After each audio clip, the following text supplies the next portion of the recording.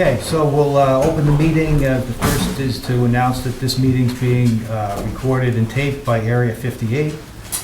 Next thing would be the Pledge of Allegiance. I pledge Allegiance to the flag of the United States of America and to the republic for which it stands, one nation, under God, indivisible, with liberty and justice for all. Okay, first approval of tonight's agenda. Do we have a motion to approve the agenda? So moved. Second? Second. Any questions, or any discussion rather? All those in favor say aye. Aye. Opposed or abstentions? It's unanimous. Next, Selectmen's meeting minutes from November 23rd, 2021 and November 30th, 2021. Sandy, this is in response to an open meeting law? Not this one, the ones on lower in the ones down here. Okay, so This these is are just ones that regular. have to Yep. be approved. Okay. I don't think any of us were here then, but we can No. still move ahead and approve them, so do we have a motion? So moved. Do we have a second? Second. Both the 23rd and the 30th. Correct. Any discussion? All those in favor say aye.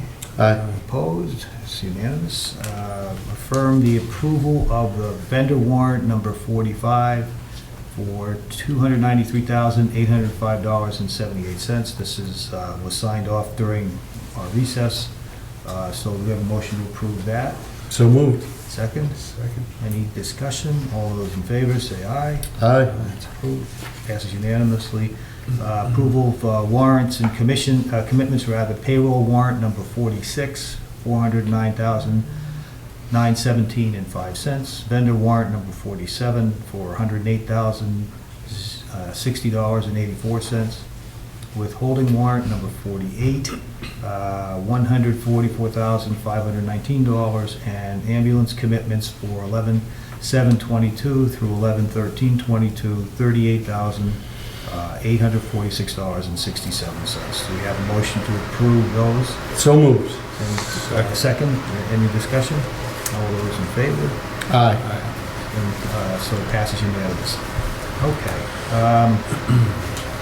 We have selecting bills that we need a motion on. Usually the clerk does that. You're all over it. Yeah. It's been new to me. What do we got?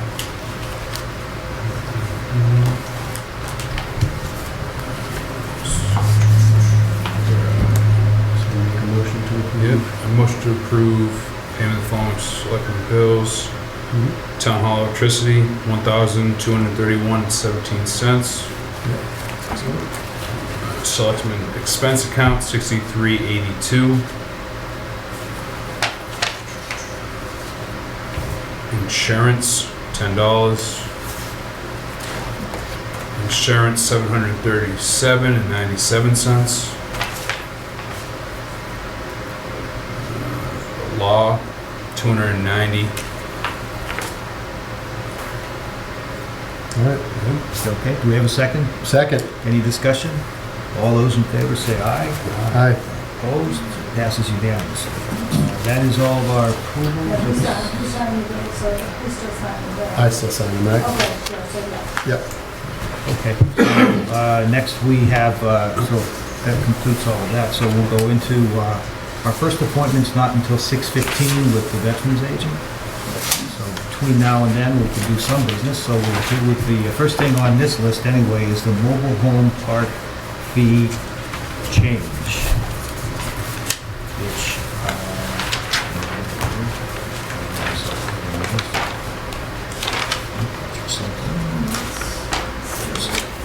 so we have a letter from Halifax Mobile Home Estates. I'm not going to read the whole thing, it's part of our record, but let me just summarize Can you it. speak up just a little bit? I'm a little hard of hearing. I'm sorry. I said I have a letter from the Halifax Mobile Home Estates, and it is a letter written by the treasurer.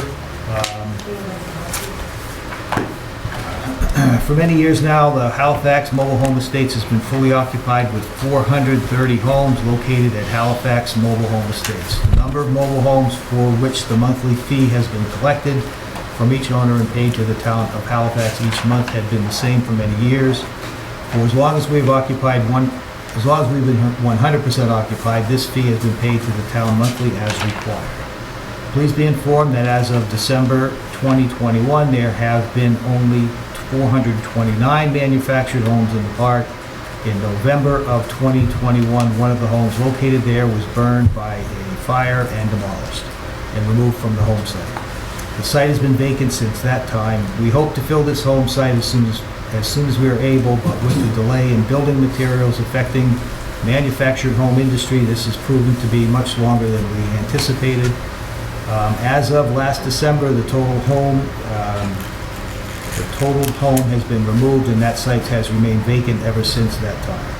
Please make the necessary changes to the roster of manufactured homes located here, and note that the payments that will be collected from each homeowner and paid to the town of Halifax will be reduced from $5,160 to $5,148, reflecting the actual number of manufactured homes for which a fee is required. When we have completely installed a new manufactured home at this site and have begun collecting a fee from the owner of such, we will inform the town of Halifax of the change in the number of homes for which we collect the licensing fee. Thank you for your kind attention. So I think what we need to do is to reduce the fee to what they ask for, right? From Right. 5160 to 5148? Right, so from 5,160 per month to 5,148 per month. Any discussion about that? before No, we move on? Seems very reasonable. Do we have a motion? I'll make a motion to reduce the mobile home fee from $5,160 to $5,148. Okay, do we have a second? Second that. Discussion? All those in favor say aye. Aye. Opposed? Passes unanimous. Next thing on the list here is liaison. Like for office hours. Yeah, Yeah. so that was my suggestion, to have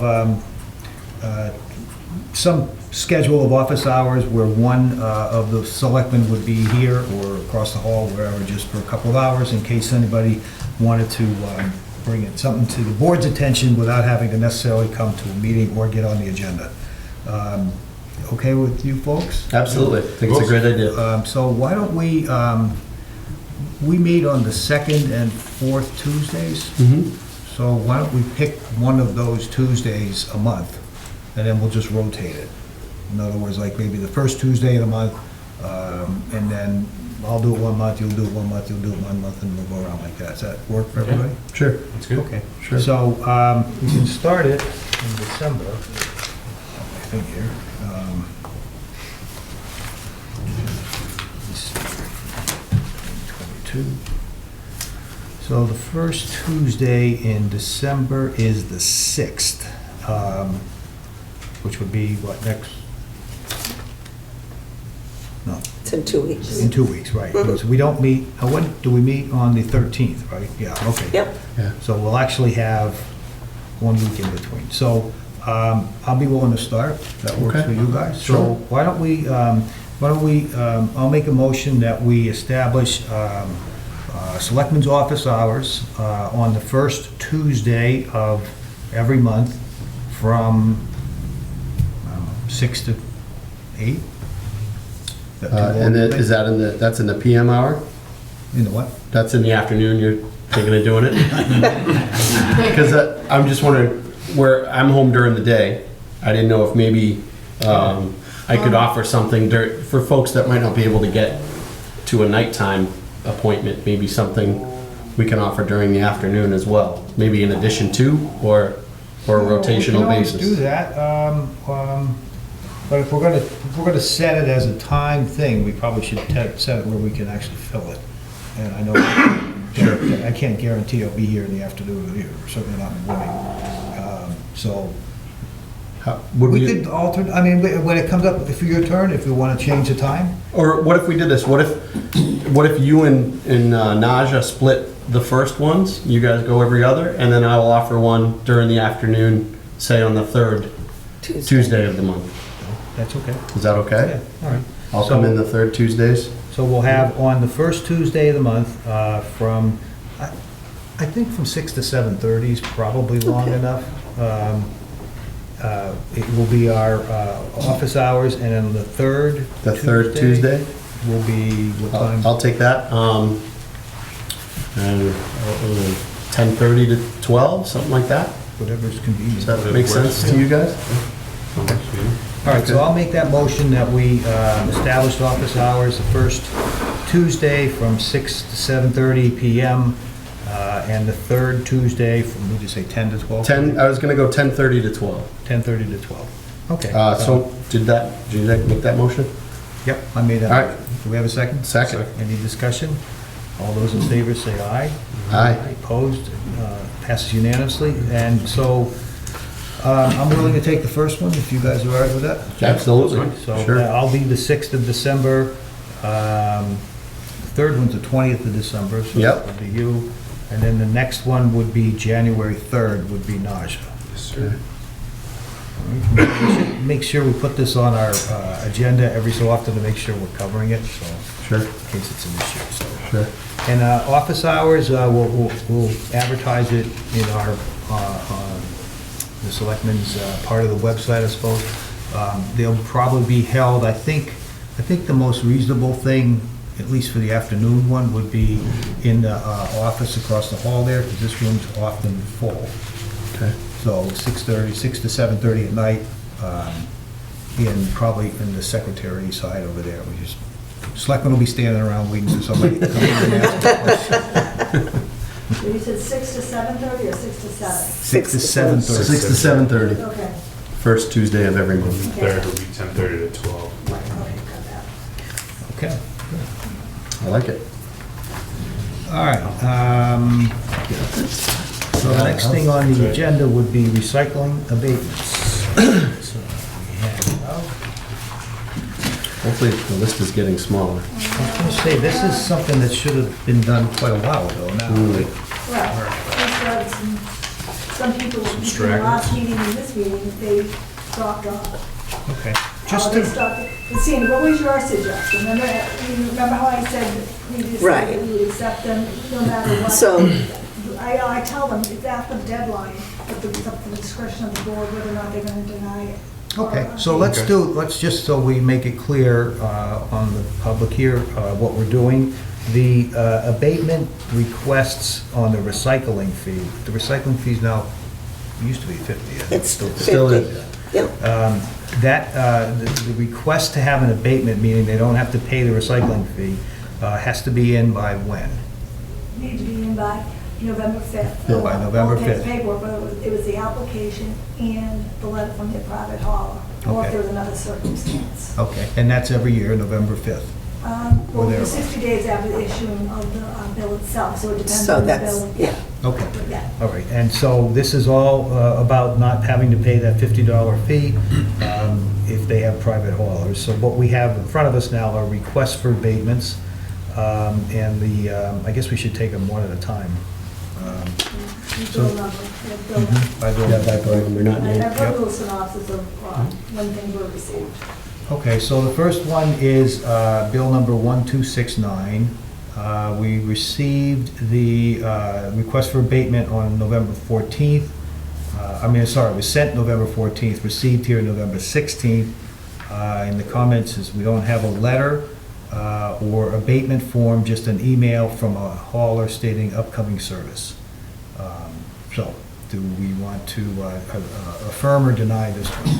My view is, that I don't think they've met even the basic requirements Yeah, here. So no. I would move that we deny the abatement request for bill number 1269. Is that an official motion there, yeah? Yes, it is. All right, second. Any discussion? All those in favor say aye. Aye. Opposed? That passes unanimously to deny that abatement. Bill number 2453 was received on November 16th. They had submitted the abatement form and letter from the hauler. So my view, we could deny it simply because it's too late, but I think we could also abate that bill with a note going to the to the property owner saying, next time, get it in on time. Sure, yeah, if we keep a record, keep a record of folks that we Yeah, sent these I letters made a to? copy of it, yeah, I Okay. did that for one of the people last, 2 Yep. weeks ago, yeah. Yeah. Okay, so that would be my motion. Do we have a second? Second. Any discussion? All those in favor say aye. Aye. Opposed? Passes unanimously. Bill number 2204, postmark is November 12th, received November 14th. Comments, resident passed away in April of 2021. Son did not realize an abatement needed to be done each year, does not collect the mail, and therefore is unaware of the bill and the demand notice. He sent an electric bill showing minimum usage. It's been several years since I've been on the board. Has this been sufficient in the past? The past, like from May? Not for you, I'm talking to some of our more historic knowledge.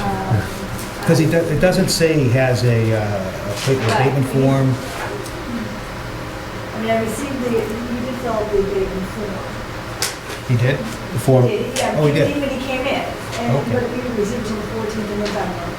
And I do have, the electric bill. I don't know. So he did fill out the That's all. form, and nobody's in the house, so. Yeah, and there wasn't gonna be a letter from Howard because. Nobody's Because- coming. Exactly, right. yeah. So, assuming we've done this in the past, which I think we have years ago, then I don't have a problem with it. I mean, obviously, we're not getting any additional trash issues there, so. Right. Yeah. Okay, all right, so I would move to abate 2204. Second. Oops, sorry. Yep, go ahead. Sorry. I'll second that. Any discussion? All those in favor say aye. Aye. Opposed, passes unanimously.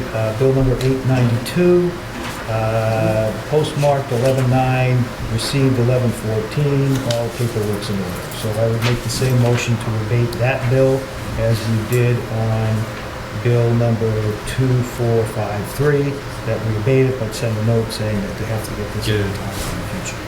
Second. Okay, any discussion? All those in favor say aye. Aye. Opposed or abstentions, unanimous. And then bill number 642, we received on November 14th, just like all these other ones, the abatement form and a letter, and I would make that same motion that we did on the previous bill, number 892. Second. Any discussion? All those in favor say aye. Opposed? That passes. Chairman, can I ask real quick? Yes. Do we want to make an announcement? The next time we meet will be, in December. It'll be well past a month. Do we want to kind of make it known that the store is closed as far as these abatements go? I don't know I if think that's it's a something we good can do. I think it's a good idea. I mean, it's supposed to be in November. Yeah. I was going to suggest if Pam does up a form letter so that any future requests come in, she can send out a form letter saying that it is, the time has passed. well past. And that Yeah. Okay. the abatements won't be entertained. I'm gonna make- You can make that as a Make- motion, sure. I make a motion to send out a form letter to folks seeking an abatement anytime after, I guess tonight, Tuesday, November 22nd, saying that unfortunately it's been too long and that their window is closed. Okay, do we have a second? A second. Any discussion? All those in favor say aye. Aye. Opposed? Passes unanimously. We're only a few minutes late, so 6:15, appointment Veterans Agent, Veterans Service Officer, and Burial Agent, Steve Littlefield. Steve's there in the back. Can you come on up front, Steve? Thank you. Evening. Hi, how you doing? Sorry, Steve. Come on, have a You get the hot seat. Okay, so this is a vacant position, Mr. So Littlefield. it became vacant on October 1st. Steve was at the time our assistant veterans agent, and he stepped in to be our acting veterans agent because we didn't have a full board to appoint. So we did post it. He is now looking to fill the vacancy on a permanent basis, and he has done a wonderful job. He did a wonderful job on the veterans ceremony.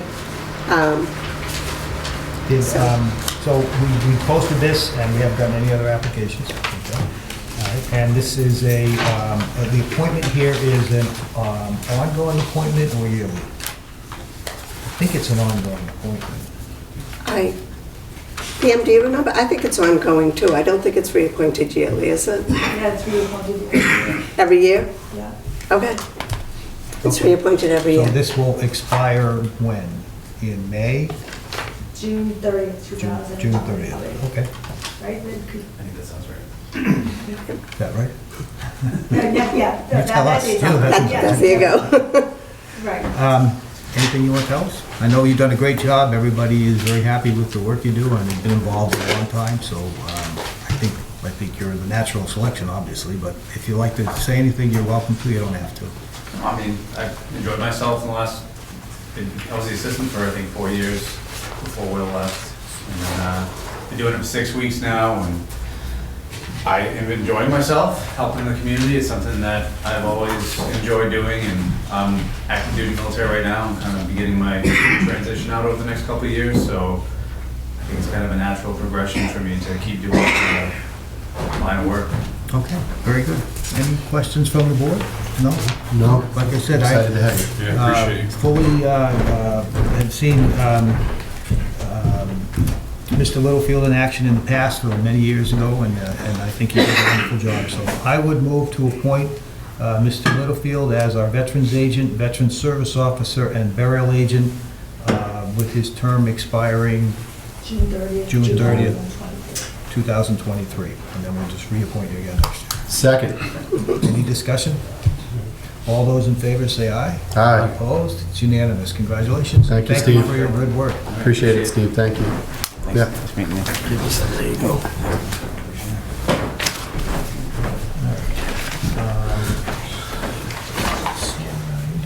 Okay, so 6:20, we're a minute late. Halifax Fireworks Committee. Right up front. Susan Hill, I'm the assistant chair or vice chair of the fireworks committee. Janice couldn't be with us because she's not feeling well. She didn't want to spread germs.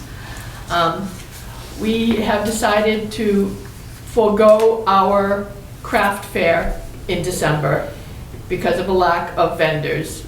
There are multiple craft fairs going on from now until mid-December, and we only Yeah, received... you don't have to stand up. Yeah. Yeah, I thought you might want to sit front. If We you're only comfortable received- talking from there, go right ahead. We only received 4 vendor requests. All of the checks have been returned to those vendors, even though we had said it was a non-refundable. We're canceling it on our end, not their end. So we have decided against holding it. The other thing we had was Flower and Soul has approached us to be a multi-year primary sponsor of the fireworks. We asked them to put something in writing to the board, and I don't know if you've received it. I know that we did not receive a letter. I didn't get one yet. So that's the only information I have right now about it, but we just wanted to make the board aware that they are interested in a multi-year commitment to us to put on the fireworks, providing us with a good chunk of cash. They were a sponsor last year, is that right? They were the primary sponsor last year. They gave us $10,000. Elevate, that has not yet opened, also gave us a large sum of money. I think they gave us $4,000. And then we had the rest of the monies that we had been raising through different means. So at this point right now, we have a bank account of about $16,000 for next year. And we're hoping that we continue to roll large chunks of money so that our need to do a lot of fundraising will diminish. But when the present board is finished, I believe 2 of the members are probably up in another year or 2, and we are up in another 2 or 3. Anyone coming on the board after won't have to worry about not having a good base to start with. Okay. All right, good. Anything else you wanted to talk about, or just wanted to update us No, as we to just what wanted that to was keep you all about? updated. Okay, that's good. So, We're hoping to expand a little next year into the afternoon with some other activities. Yeah. next year, meaning this summer. Halloween summer. 2023, yes. You know, tried to get back into that all-day, well, maybe not an all-day event, but an event that starts prior to 6 o'clock at night over here. We're hoping that maybe we'll be able to get some other events going on, starting earlier in the day. Do you have any fundraisers now planned that you want to advertise to the public since you're here? We are considering doing a craft fair in the spring, but we have not decided yet on a good date for that. But you'll always take donations. We'll always take donations, yes, and we do have T-shirts left over that we had purchased for this past year that we smartly did not put dates on, so they will be available for sale when we do fundraisers, so. Okay, good, very good. Any questions? Quick, Sue, do you guys have a date yet for this summer? Do we have a date for the fireworks yet? We do not. Okay. We're working on it. Janice has been in touch with the fireworks company that we used last year. Okay. And we had discussed July 2nd, and that will not be an option with them. So we're not sure whether we need to look at a different fireworks company. I made a suggestion to Janice, instead of moving backwards into June, that we go forward to the following weekend.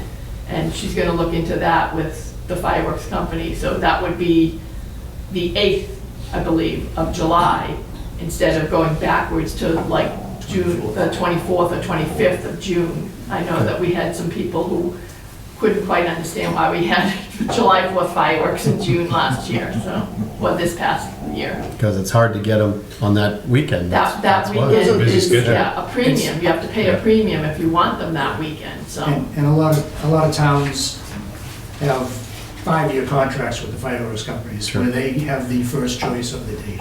Sure. So if he doesn't have enough people to spread around and do all the events, we just get locked out. Is this the same company you've been using for?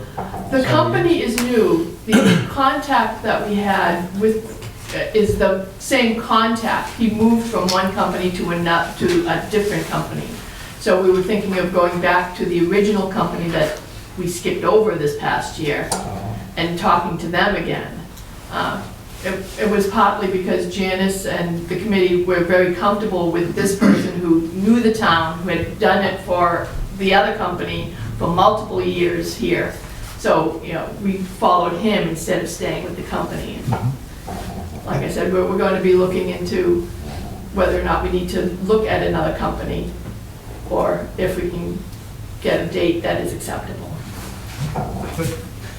All right, any other questions or thoughts? Thanks for your work, Thank you guys. very much, thank you for your efforts. Appreciate it. It's a marvelous thing to do, and it's a great thing for the town. All right, so I got a couple of minutes here before our next appointment. So we have There's assigned liaisons, I think. liaison discussions. Just See you guys.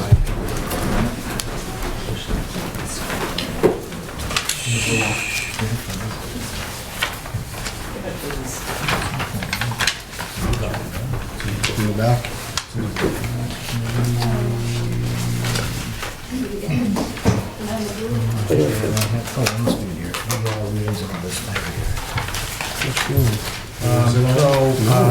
Yeah, I have. In your Okay. blue. So, have you guys thought about at all what to do at the, John Seelig is listed pretty much on everything. Yep. He's been doing a heck of a job with that. I don't know if we necessarily need to make a list of all these right now, unless you want to. But if anybody has a preference, do anybody here have a preference as to what they do, who they want to have a liaison with? Obviously, John did. Yeah. No, if you guys don't mind, I would like to try to stay on with the assignments that I've been given, just because I've already started to deal with those folks. Okay. And I know in our previous board, we tried to split them up as evenly as possible. Mhm. So I didn't know if Naja and John wanted to split the remaining. If you guys are okay with that, or if there's maybe a committee you don't want to work with, we can do some swapping, or do want to work with, so. But I would prefer to kind of just stay where I've already started, working with folks on the spots that I've been, but I'm flexible. Okay. Some of these I don't quite understand. Chief Procurement Officer, who is that now? It used to be Charlie Seaton. It should be the town I administrator. don't know why we need a I liaison. wrote everything in there that we had available. You understand, you had said, write down. everything Right, we have right, open. yeah. Okay, so then you can take a peek. Also, the town administrator is usually the liaison to the finance committee, if you still want to keep it that way. Yep. Sure. Okay, well, instead of going down all the list here, Naja, why don't you take a look at this, tell me which ones you're interested in, and I'll take any of them. It doesn't really make that much difference to me. Yeah, I'll put my name on a bunch of them, and I mean, basically Jonathan has all the real hot button stuff. You got the lakes, you I was the low man on the pole. yeah, coming you in, got so. all kinds of stuff going on. But just so you guys know, it works out to about 8 or 9 liaisonships on the list. So. Okay. Good. So we'll just coordinate this, we write down what you want, and then we'll just approve it in the next meeting. I don't think we- Approve it next meeting, okay. All right, 6:30. So the next appointment we have is with the Finance Committee. And we have, at least, I know we have Mr. Johnson here. Do we have Mr. Walters? I'm here. Okay, good, thank you. And the Finance Committee is, Mike Bennett. all right. Okay, good. So this is an appointment for 2 open spaces.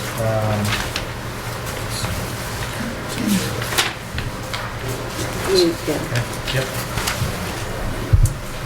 Both of these terms will expire this year. 2025, it's a 3-year term. Oh, so these are new appointments. Correct. Totally, yeah. Okay, 3-year Yeah, we appointments. don't have the expiration. And they're also,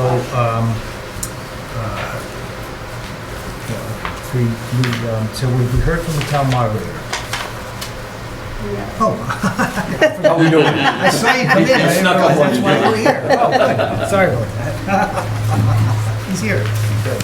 All right, so the Finance Committee, so we have Mr. Johnson, may as well start there. Sure. Do you want to just tell us who you Come on up. are, and why you want to be on the Finance Committee? I'm happy to see people interested in that because it's a very important position, I think, for the town. And it's one that really, it's a wonderful place to learn. If you want to learn, that's the place to go. But you want to tell us anything about your interest in it?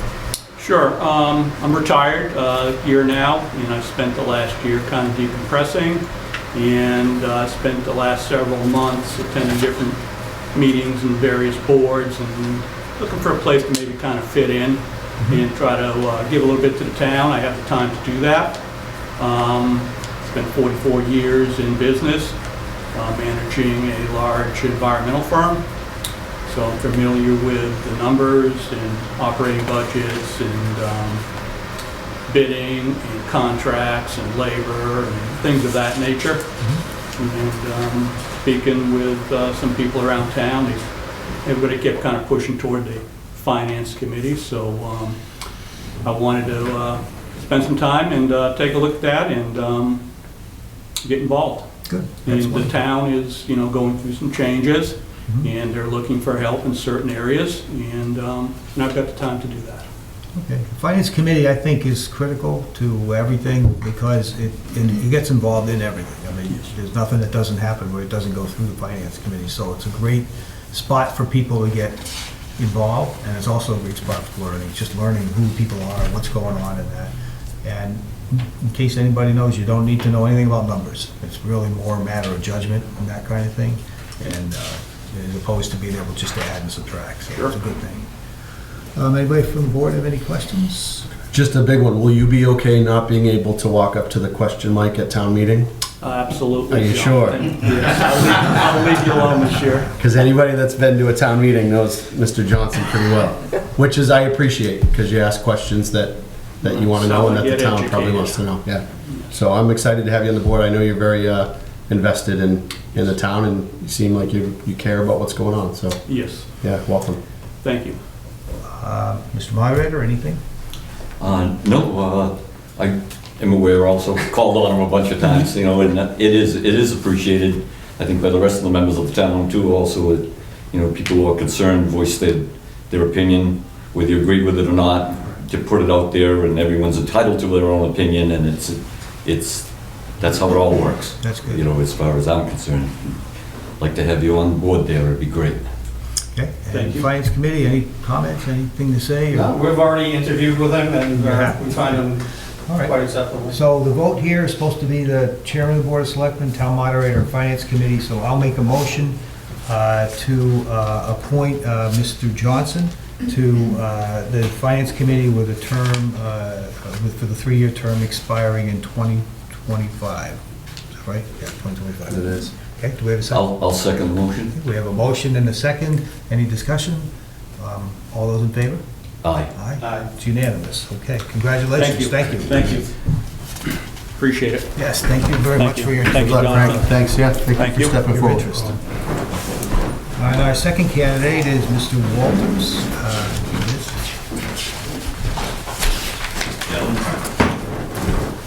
So, same thing, anything you'd like to tell us or? Sure. talk about? Why Jim you're- Walters, my wife and I just moved up here from New Jersey about 1.5 years ago.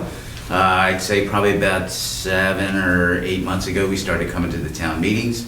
Then disaster struck for Mr. Seelig here.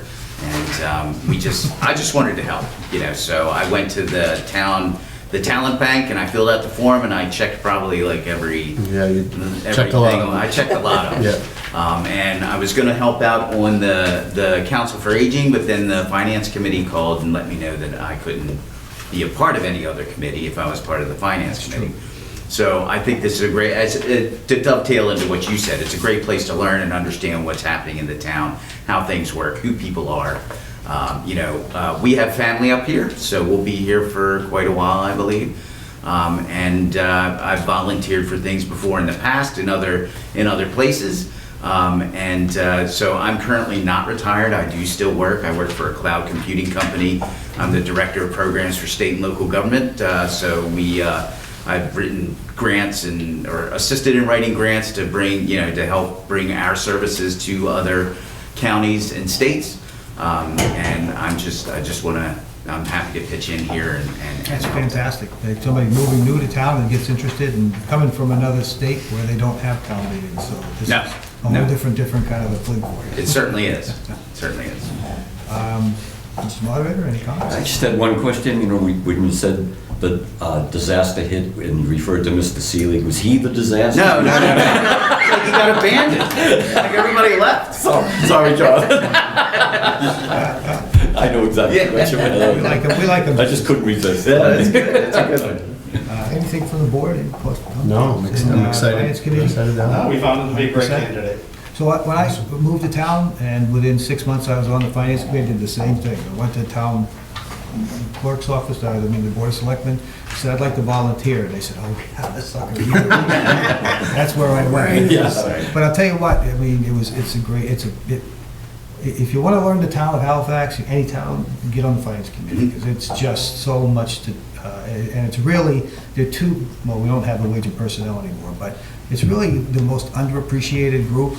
You're not going to get a lot of accolades most of the time, people don't realize how much you actually do, but it's just critical to the process, and you're going to find out now, because budget season is just about to start. Right, That's when it gets right. busy. Yeah, we just finished our planning season for next year. Yeah, So, oh, good, thank you, and welcome to Halifax. thank you. All right, so I'll make a motion to appoint Mr. Walters to the term, 3-year term ending 2025. I'll second the motion. Any discussion? All those in favor, aye? Aye. Aye, it's unanimous, congratulations. Thanks, sir. Thank you again for your Congratulations. interest and your service. Yep, no, thank you. Thanks, Jim. Appreciate it. Thank you very much. Thanks.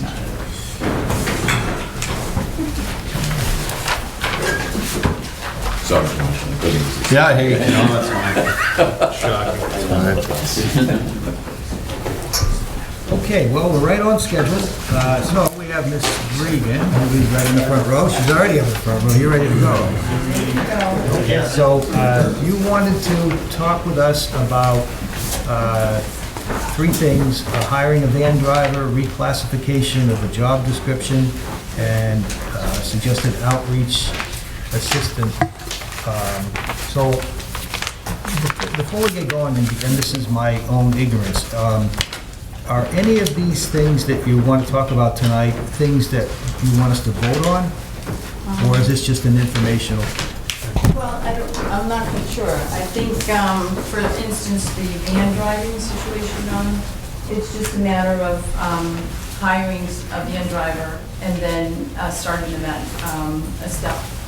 In fact, I included those in the packet. But a higher step level, Okay. and $15.42. But I think we were all set with that, right? Well, no, so the Finance Committee met last night, It's in the white. and the Finance Committee approved that they would be willing to hire the van driver at $18 an hour as opposed to the $15.42 an hour that is step one. Darlene would like to bring the van driver in at step 4 because the van driver has several years of experience driving a van for other council on aging. She's GATRA certified, so she has the experience. Rather than starting her at step 1, she'd like to start her at step 4. So my question is, what is the process for doing that? So that is still... Would have been a wage and personnel issue. Right, it would have been a wage and personnel issue, and now it has to go in front of the Finance Committee and the Board of Selectmen. As a Finan- joint meeting or separate? Well, it was not determined whether it had to be a joint meeting or a separate meeting at the time, so that's why I took the opportunity to have her go before Finance last night and told her to get on the agenda because she's really looking to bring this van driver on board. But it is something that should be discussed between the Finance Committee and the Selectmen as to how the wage and personnel meetings, or meetings dealing with wage and personnel, will be handled from this In point the on. future? Yes. Okay. So, well, we have the two newest Finance Committee people who weren't involved in any of that discussion, so... No, Frank was at the meeting, but So I just want to make sure I understand. So are we, assuming we agree with this and this board votes yes, does that mean that we follow the process and that she can jump the steps like she wants to? That's how it's been done over the last Well, couple of years? Or- we basically have done it once before, and it was when Jonathan was the singular selectman, and he did go into the Finance Committee meeting to save time. But But was it two separate votes or one joint vote? We just did a joint vote to it was approve a Finance Committee. joint, yeah. So that's what I'm saying, is it's supposed, do we know how it's supposed to be done? I don't believe it was laid out as to exactly how it would be. Prior to that, we've actually had a situation where we were all together in Zoom, and we made the decision to bring someone in, only because of the fact they're already in the budget. So there's no change to that to bring this person in. So it's already, in the budget itself, so it's not going to add additional So- funding. The amount that you're, you mean the increased salary is already accounted for in that line item somewhere? Yes. That's- She lost 2 van drivers who were making more than what this Oh, I van see. driver will be coming in at. So, yeah, so that's why, we just finally were able to find someone that is that highly qualified, individual to come in, and we don't want to, it's probably difficult to find that type of a person. And they don't want a many hours, so that's why they'd like to switch over to a COA. But they are coming from a different town, a town that they actually came from, Kingston. So it's wonderful that they want to apply here, so. Is this one person or more than one? It's one person. Just one. Yeah, one individual. That will actually help the situation. Right now, we have one van driver that is actually working Tuesday, Thursday, and it's a lot for that person to take on, because they're into Boston. you do medical runs, and we do they're long, drawn out medical runs. So she's doing a majority of them, and then we have a person that does fill in on occasion, but not full, not on many hours, and that's just on Wednesdays. So we have a lot of different things going on, shopping and things like that, and we also take people, people that are housebound, we don't, we bring food to them, and we also, bring boats, the bookmobile and so on. We try to, keep a little bit of, a diversity throughout the week. But we'd like to open up to a Monday and Friday. We give some flexibility to some people who they like to go to Marketplace or Market Basket or someplace different. Do you, is there a specific license requirement to Yes, be a van there driver? is. Yep. So this person does have a GATRA, GATRA qualified right now, and they would have to take the MARTAP training. And so that requires them either to stay locally or potentially go down the Cape to do some training. But yeah, they would have to complete the training. And it would be where she's been there, done that. I don't think there's going to be any issues with that. She's been driving in fact, I have a copy of her resume if you like. So, but she's highly qualified, in terms of her driving exposure. All right, so just so we're again I'm just talking about processing, so you feel comfortable that once the wage and personnel meeting, the finance committee's made their vote, which I guess they have said yes, and then just the board of selectmen has to agree with them or not. And if they don't agree, then it wouldn't happen, if it does happen. I do think that we should put this, hopefully we'll have a new town administrator in place shortly, and I think this should be a high priority, whether we have this wage and personnel issue figured out, how to handle it, if nothing else. Or maybe we need to revise the bylaw, I don't know, but we shouldn't have any confusion about it. Right. It should be something that's very, very orderly. So, does anybody on the board have any questions about hiring a van driver at step two? Step 4. Grade 2, step 4. Grade 2, step 4. Any questions from the board for Ms. Ray? I guess just in past practices, if somebody does come to us that has extra experience, they're not just starting out, is it, I don't want to say commonplace, but is it something that we have done in the past where we've brought somebody in at a higher step? Yes. Just based on their experience? Correct, and especially for the need, for the needs for the community here. So where it's very difficult to find a van driver or any type of bus driver or van driver, they're very difficult to find. And usually they can go to work, first students or something like that, and make $25 to $26 an hour. But because this person is retired, does not want to work along all those hours, they've chosen to, come to the COA environment, yeah. So. We just did this at our last meeting also with the police patrolman candidates, so it's not... You just don't want to lose this person to where they're highly qualified. Sure. Good. Any other questions from the board? No? All right, do we have a motion to approve the hiring of the van driver at grade 2, step 4? So moved. Need a second? Second. Any Thank discussion? you. Yeah. All those in favor say aye. Aye. Opposed? Unanimous? Okay. So this person's already accepted the job, you just need to tell them. Yes, no, I just meant to Okay. put it in writing to them. All right, the next thing we have is reclassified job descriptions. So before, so right now we have a position that's receptionist, and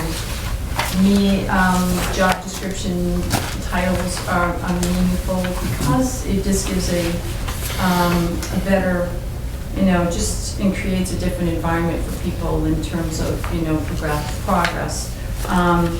Receptionist isn't kind of an antiquated term, I think. No job change in terms of what they're going to do, neither are the salary or anything like that. But trying to, move with the times in terms of the description.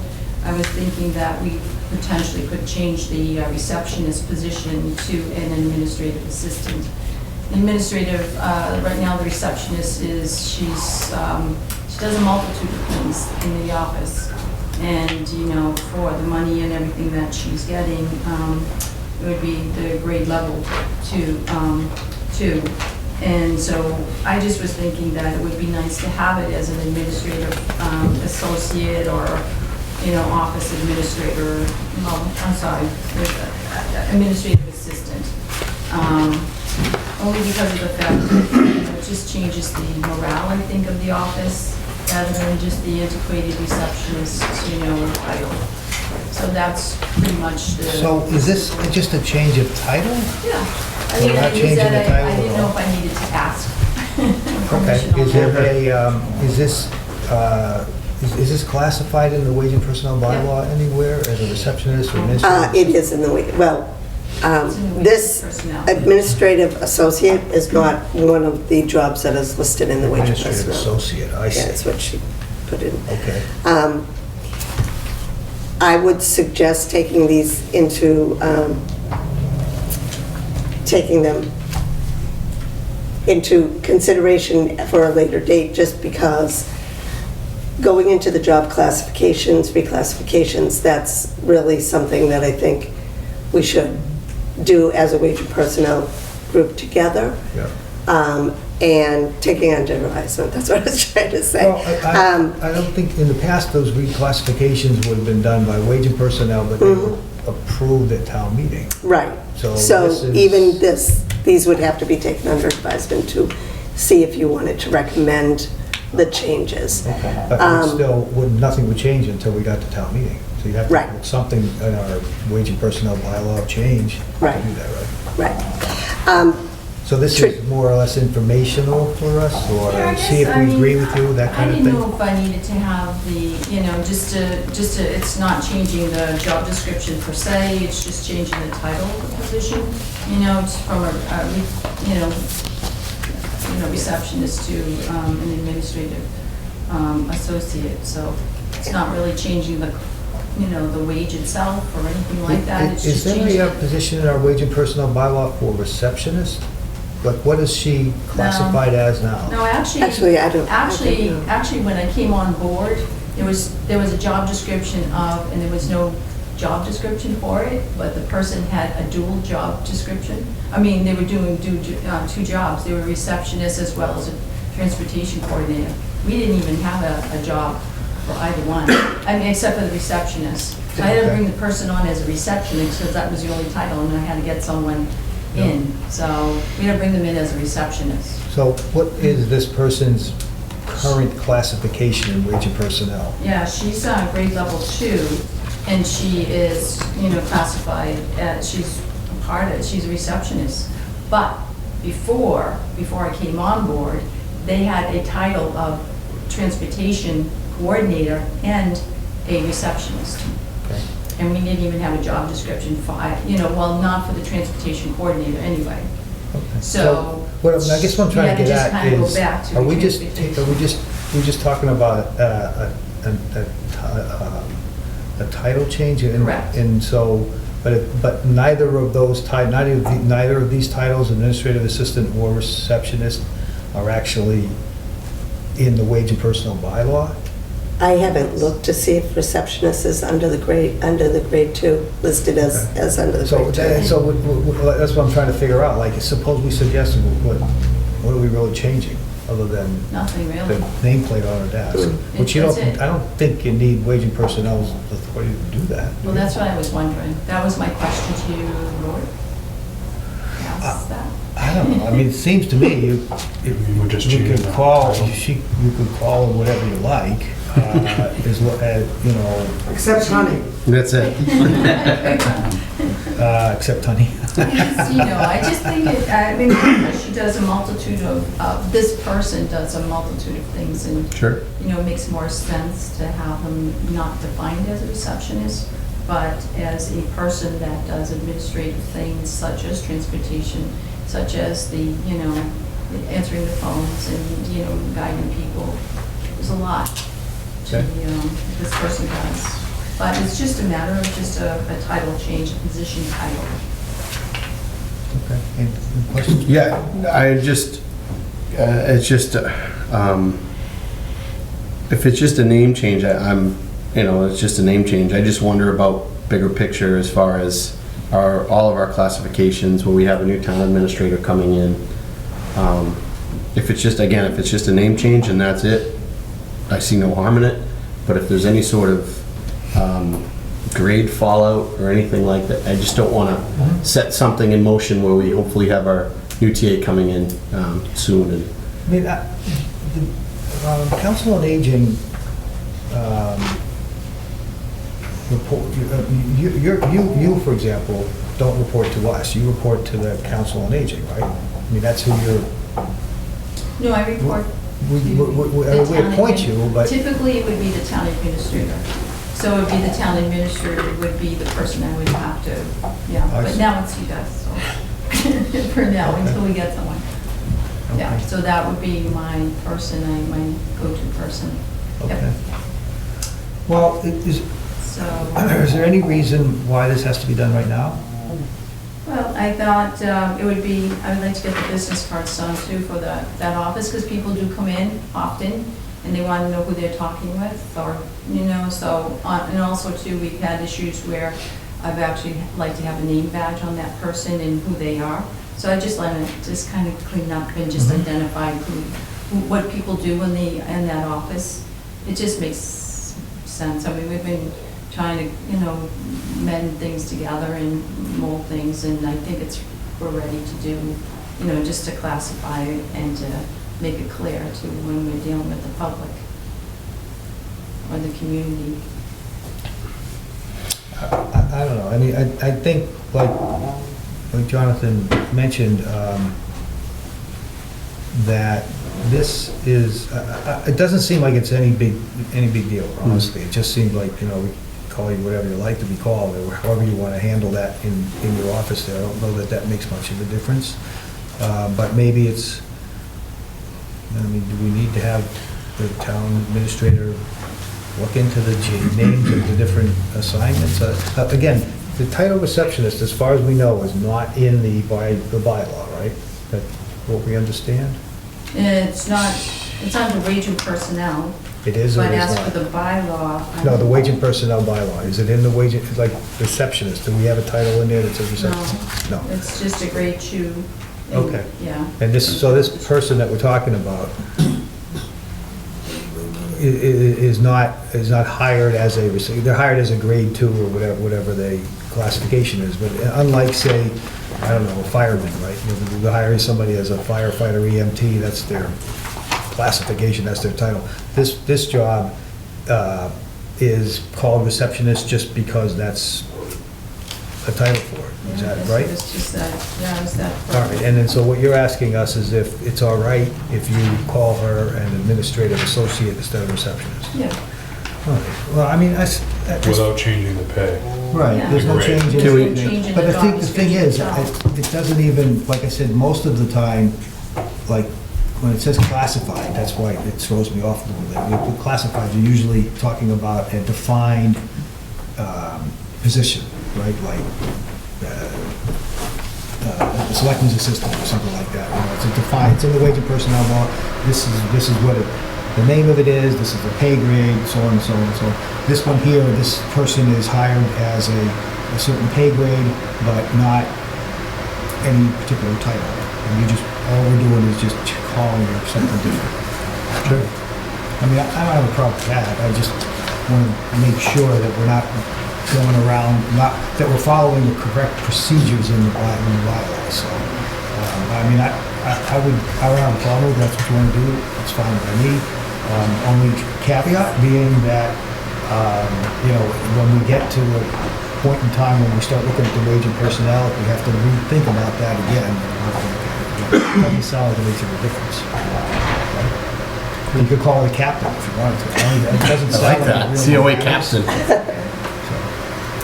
I mean, I understand why you're doing it, I just want to make sure we're following the procedures the right way. Sure. Okay, anybody from the board have anything to add, or, so, want a motion to say it's okay to change the name? Okay. Sure.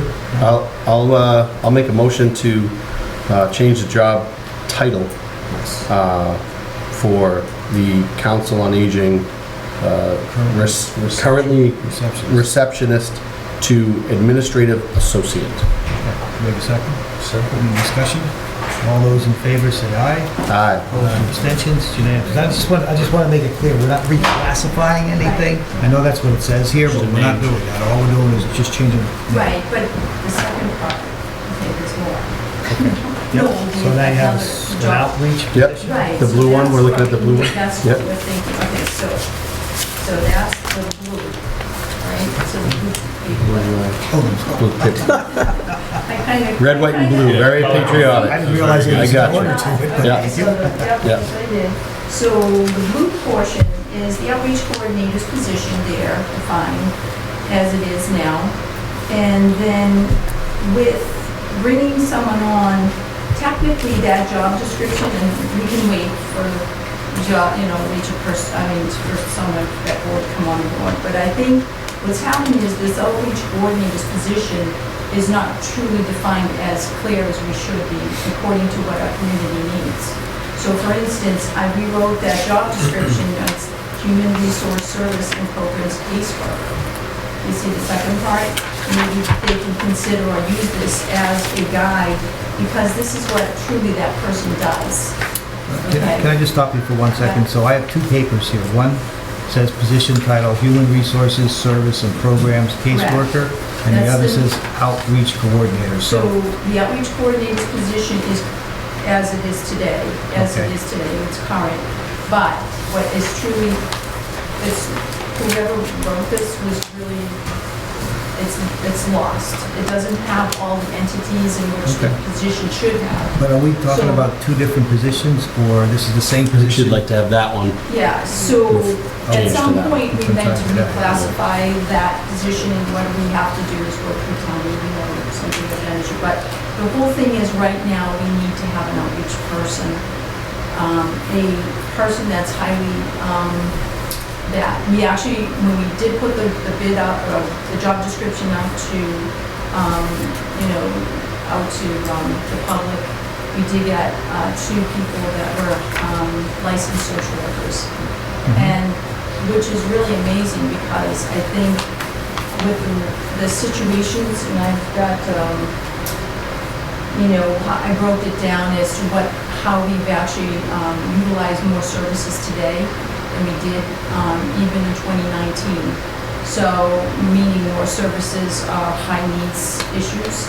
So therefore, the licensed social worker would be ideal in terms of the networks that they would, that they have, that they are affiliated with out in the community. And not just someone that has a background in some of it, but not all of it. Because what's happening is that the people were not getting served well in terms of where they should be going. And I can't capture them. Everybody that comes to the door, I try to capture as many as I can to make sure that they do get to the right services that are available out there. A lot of the services are free, a lot of them are at the state level, and if the person doesn't have that knowledge, I can't capture everyone. Can I But at just cut you off for a second? Yeah. What do you want us to do? So here, all I wanted to do is to bring someone in today rather than wait for town meeting. But I already have it in the budget for the $20.04. So if you look at the page with the graded outreach coordinator's job, the LSW, yeah, it's on the white. I get that, but are we talking about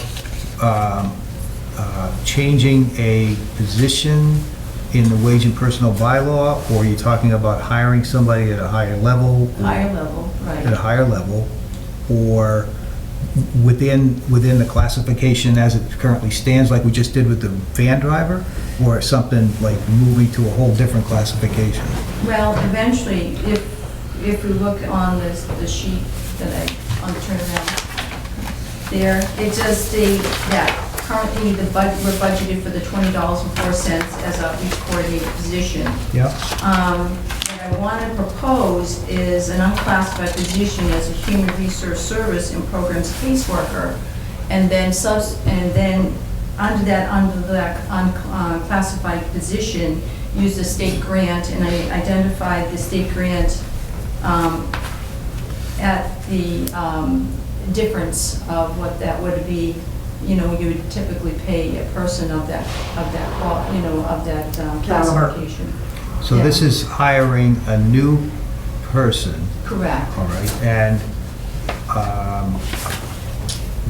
So I have budgeted for it currently under wage and personnel, and then I would substitute with, we'll actually add that additional funding with my grant fund, which we can do that, the state grant fund that we get every year. It's not something that will go away.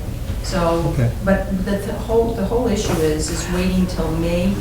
I need to have someone that is in place today, or I should have had one in August, but, you know. okay, yeah, let me just stop you there for a minute and see if we got some expertise here.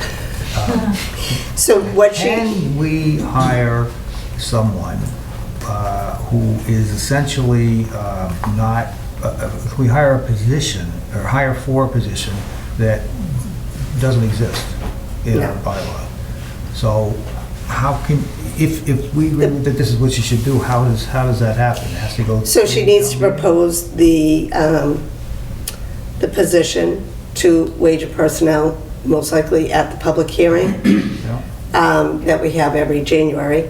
Yeah. Then the wage and personnel would do the research and decide whether they were going to recommend it or not, and it would go to Okay. town meeting.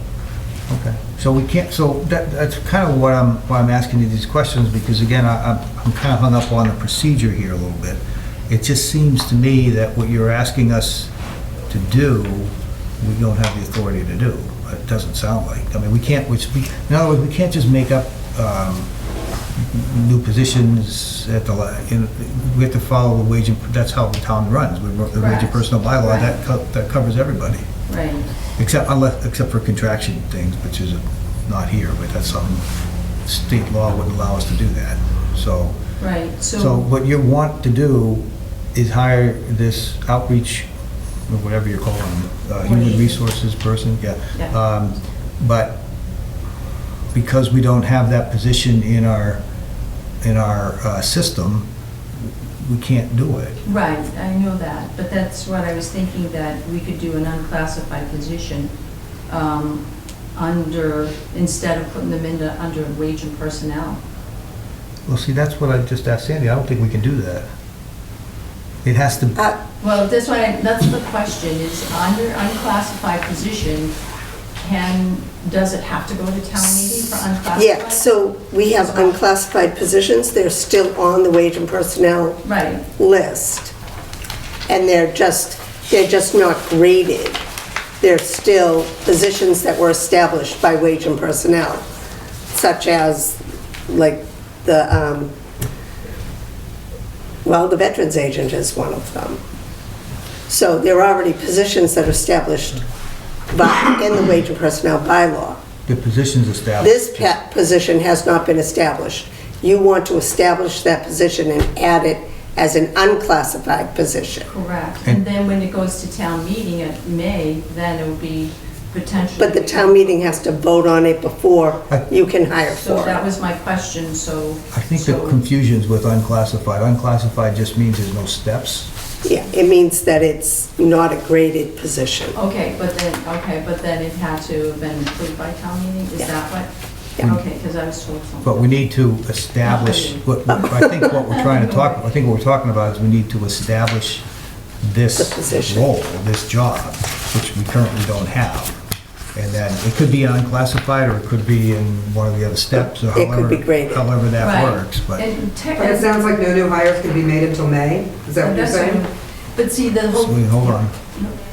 So the outreach coordinator's position is, and clearly not, it's more additional steps to it.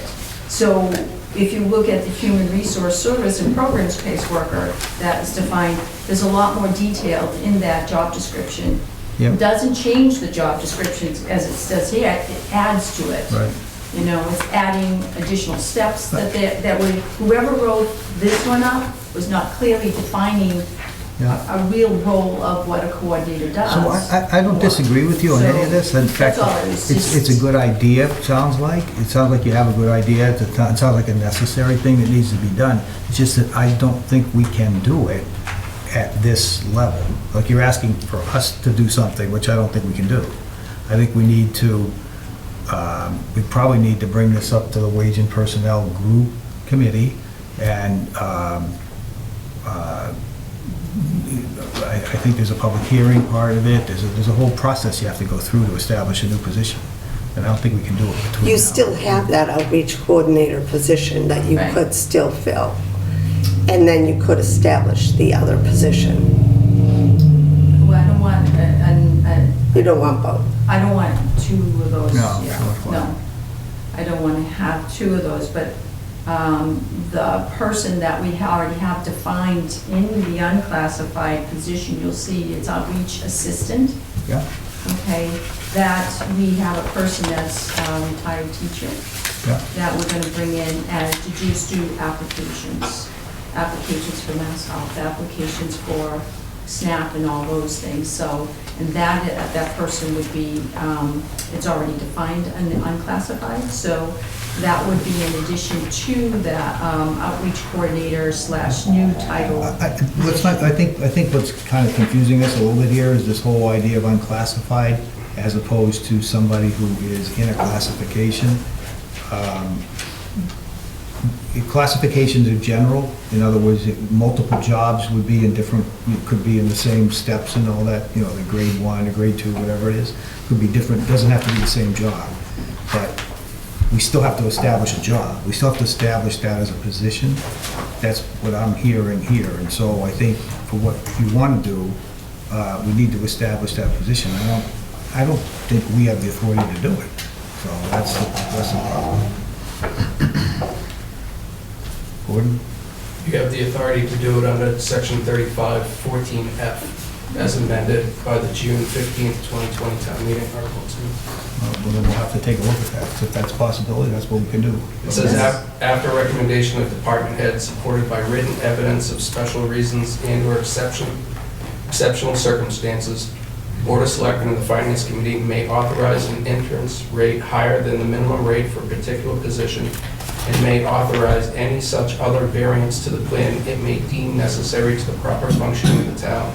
No variance shall, Well, we no did that. variance shall, We just did that earlier on the van driver, so we can do that. you can make this Still, decision as well. this is a whole new position that she's Well, that's why I was recommending, thinking. with a that's- whole different set of qualifications and so on and so forth. Well, there is no change, it's additional parts to it that was technically, should have been in this original outreach coordinator's job description. Okay. It was Can- really can I not, make- it was can I like make a giving like suggestion? a little bit of what they do, but not a lot of what they do. Can I make a, and I'll leave it up to the board to make the final decision, but can we take this under advisement so I can have an opportunity to read this and take a look at the bylaw? Absolutely. Yeah. Just because I really don't feel like I have all the information, understanding that I need to decide what you're gonna do. Do we have room on our next agenda for this?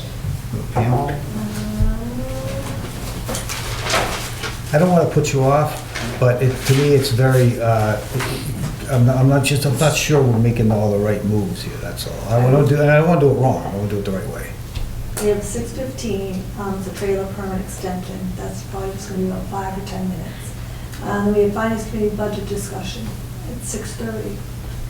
And that's it? And if we have the finance committee budget discussion at 6:30, we'll be asking the finance committee to join us On at this the issue. meeting. Well, no, for the budget discussion. So if they're going to be here anyways, Okay, so that would be helpful to have this topic when they're here. So is that all right with you if we take this under advisement to our next meeting, which is December 13th? December 13th. Okay? Yes, no? Okay. I don't want to put you off, and I really, but honestly, No, I just think I mean, there's it's just this that too we had to many. do this 3 months ago, so Yeah, that's the well, problem. I agree with that, Yeah. but the It's problem just- is I don't know that we're doing it the right way, and if we don't do it the right way, we're gonna get into another jam. So let's make sure we do it So right. Interesting enough, though, it just seems like there hasn't been consistency in a lot of this anyway. So, you know, Well, it could be a so problem, let's too. make it happen, and this is the way I'm trying to kind of gather all the droppings that have been left. And so Yeah. trying to piece back together the COA that is a core COA that's going to functionally run for the community. Mhm. And there's no way I can maintain that status forever, because I'm getting tired, to be quite honest with you. Mhm. But I will, you know, I'm doing the best I can to manage all the different things. We were out there doing home visits and everything else. Yeah. So every day there's something unique.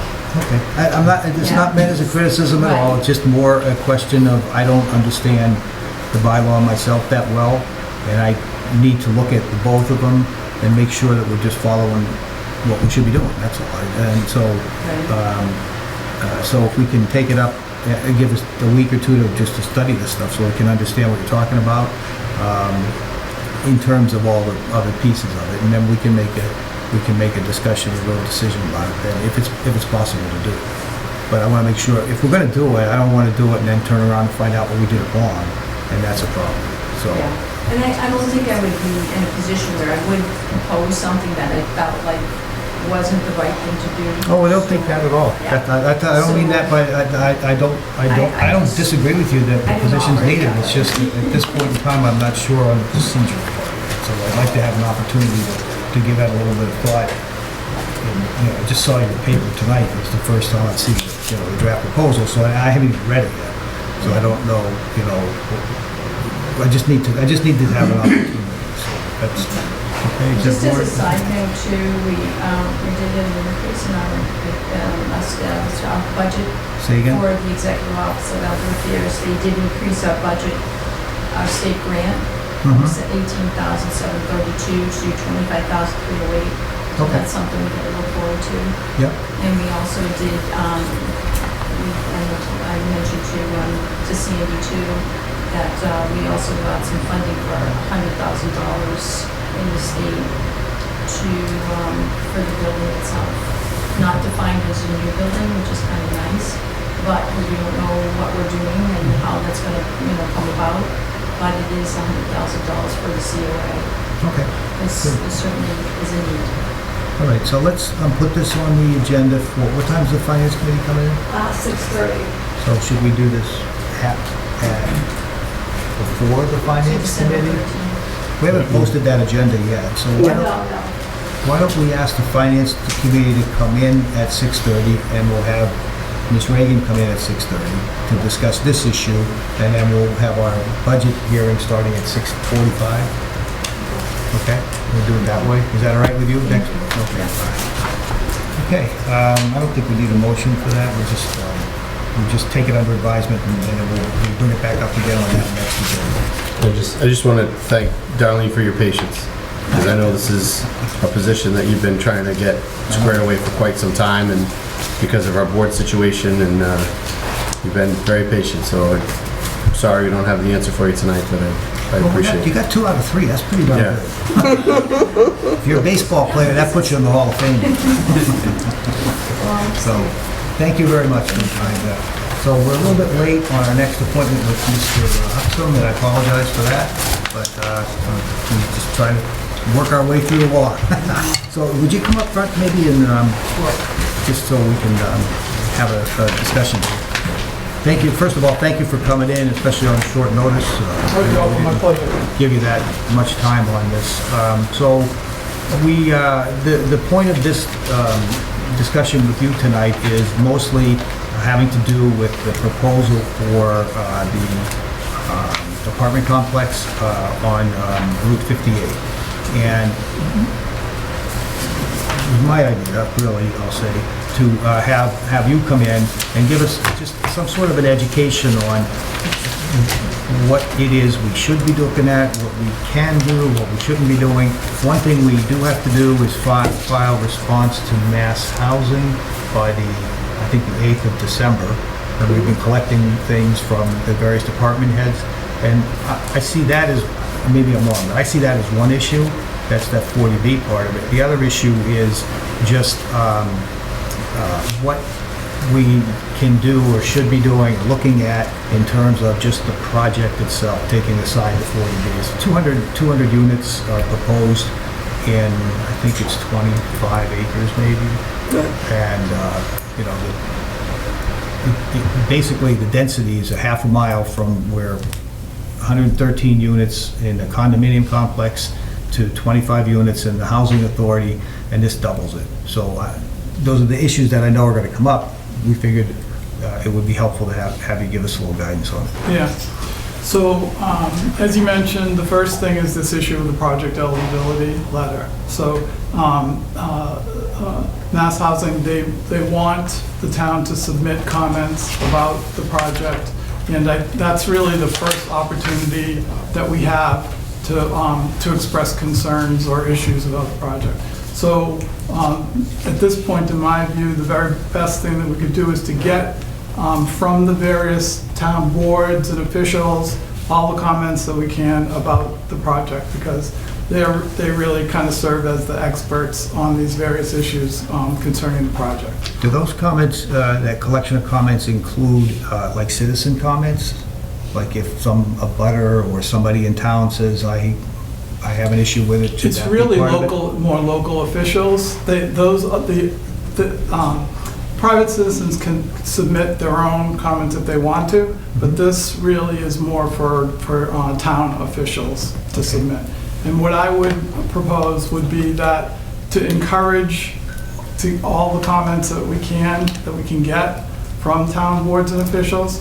I notice, in terms of what I've seen anyway, that I haven't, there are a couple that we could still get some comments from that seem kind of important, like the planning board, I haven't seen, and the Conservation Commission, because there's, my understanding is there's about 5 acres of wetlands on one of the 2 project sites.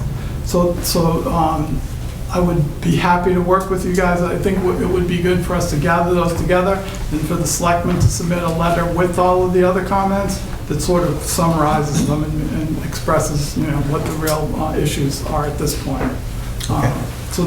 And I'd be happy to work with you guys to put that together. So I would encourage the other boards and officials to provide comments also. Okay.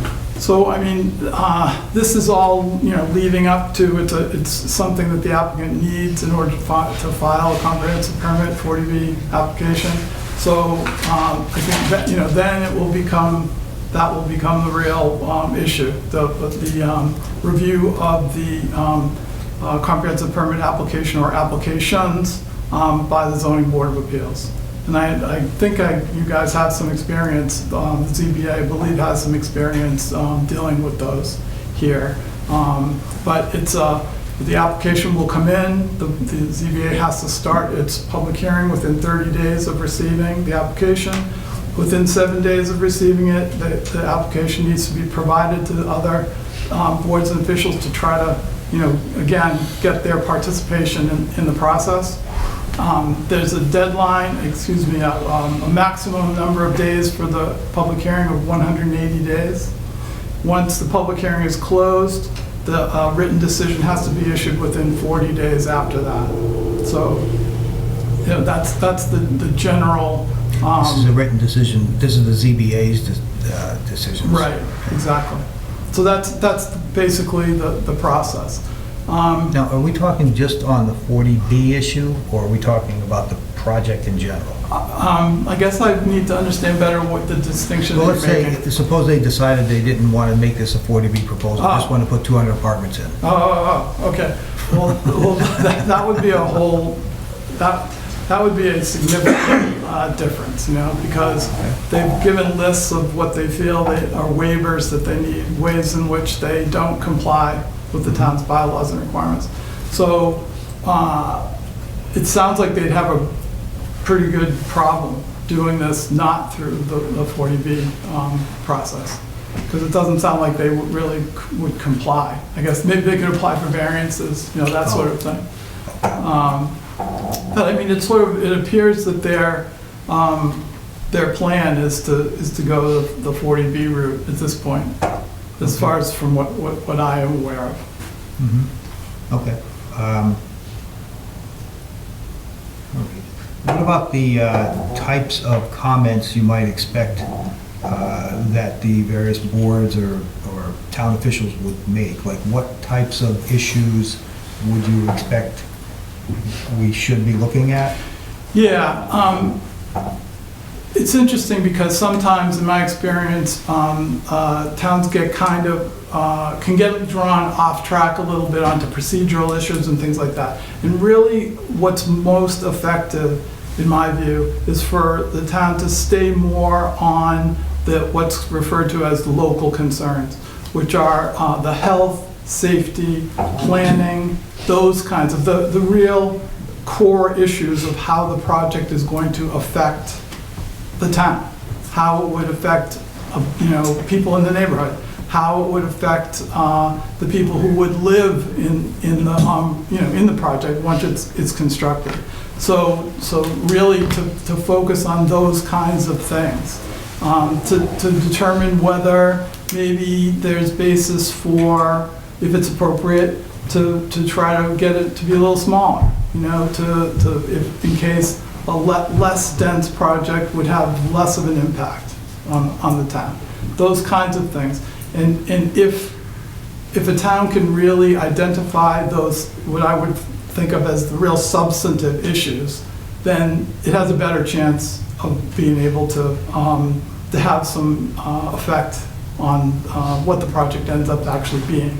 And density would be one of the significant ways. Maybe a less dense project. Okay. What happens, can you walk us through the process? So project developer has put his proposal in, we have until December to send our comments, then you say after that is when it goes to the zoning board of appeals, or it has to go to the mass housing first? They need to get this project eligibility letter before they can file the 40B application. And assuming that they do get that, they can then file the application with the zoning board of appeals, which is the board that deals with it. And as I mentioned, the comprehensive permit regulations that were put out by DHCD has requirements for the procedure. But as I mentioned, you have to, within 7 days, the town should distribute the copies of the application to the different town boards and officials. The public hearing has to start within 30 days of the application being filed. There's a 180-day limit on the length of the hearing. I mean, it can be shorter, but it's not supposed to be longer than that. And then once the public hearing is closed, there's 40 days for the zoning board of appeals to issue a written decision. And during that time, the public hearing is when these issues about local concerns, public health, safety, planning issues should all be thoroughly reviewed during that hearing process. Those issues could be raised by just regular citizens, or? Oh yeah, it's a public hearing. Okay. Right, so citizens will have the ability to come to the hearing and be heard about the project. And so the issues that the zoning board of appeals would have to address would be the list of variances that the project developer is asking for? It's not the waivers, it's not, it's not just those, but those are a significant part of the hearing process. What other things does the zoning board decide on? As I mentioned, the local concerns that might come up. If there's some kind of a public health, safety, planning issue, issues that are presented during the hearing, there can be a back and forth between the board and the applicant. It can turn out at the end that those are the basis for conditions. If it's a decision where it's a grant with conditions, that's where these kinds of things come out. I mean, it's a little bit like a special permit. Public hearing, for maybe like a larger project, it's not the same. Obviously, 40Bs have this unique character of where the ZBA has the ability to grant these waivers And the whole issue of the affordability is, kind of unique. But it's similar in that for maybe some kinds of special permit hearings for larger projects, you could have a hearing process where there's so many different issues I have seen in other towns where a chairman might say, okay, the next public hearing, we're going to talk about traffic, and then we're going to explore that. The next public hearing, we're going to talk about stormwater issues, and going through the issues that way. So everything's really thoroughly explored. Okay. As far as zoning board of appeals, if we get to that next step, we have a letter, and the zoning board of appeals will probably benefit from having someone like you or you advising them during that process? I think so, in my opinion. I think so. And I have done that. We've represented our different towns with these projects, including residential projects involving, hundreds of units. So I think so. A lot of different issues and questions can come up during the process.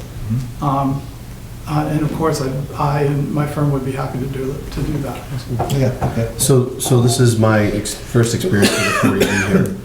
The fact that it is a 40B project, they are seeking several different variances of our town bylaws. Does that give them more teeth to overstep our bylaws essentially? How do I put this? Does our ZBA not have as much bargaining power because it is a 40B, I guess, with them, if that question makes sense? No, it makes total sense.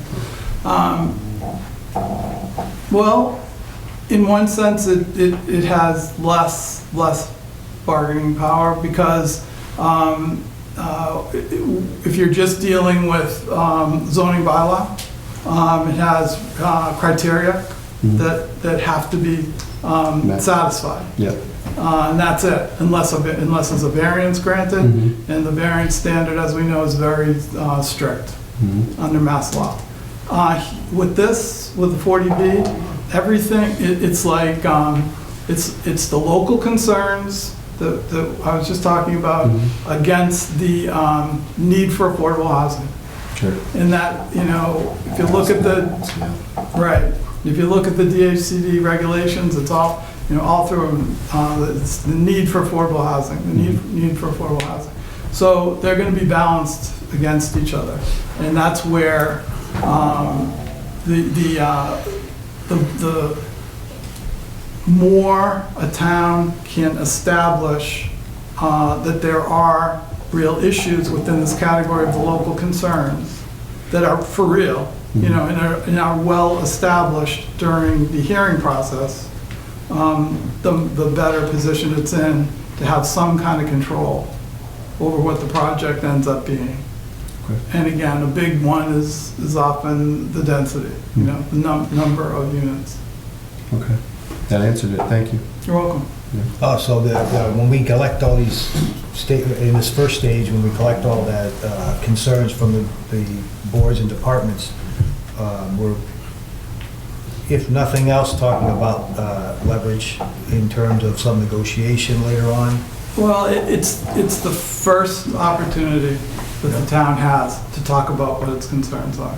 It's not the only one, but it's the first one, so the real forum for it is the ZBA public hearing. But this is the first opportunity. So I would say it's better to take advantage of it to the extent that you can. Right. I'm not judging it, actually, by asking you those questions. I just want to make sure that we understand the lay of the land in terms of that. So it may very well be that we think we should have that project in there. I don't know that yet, but maybe we do.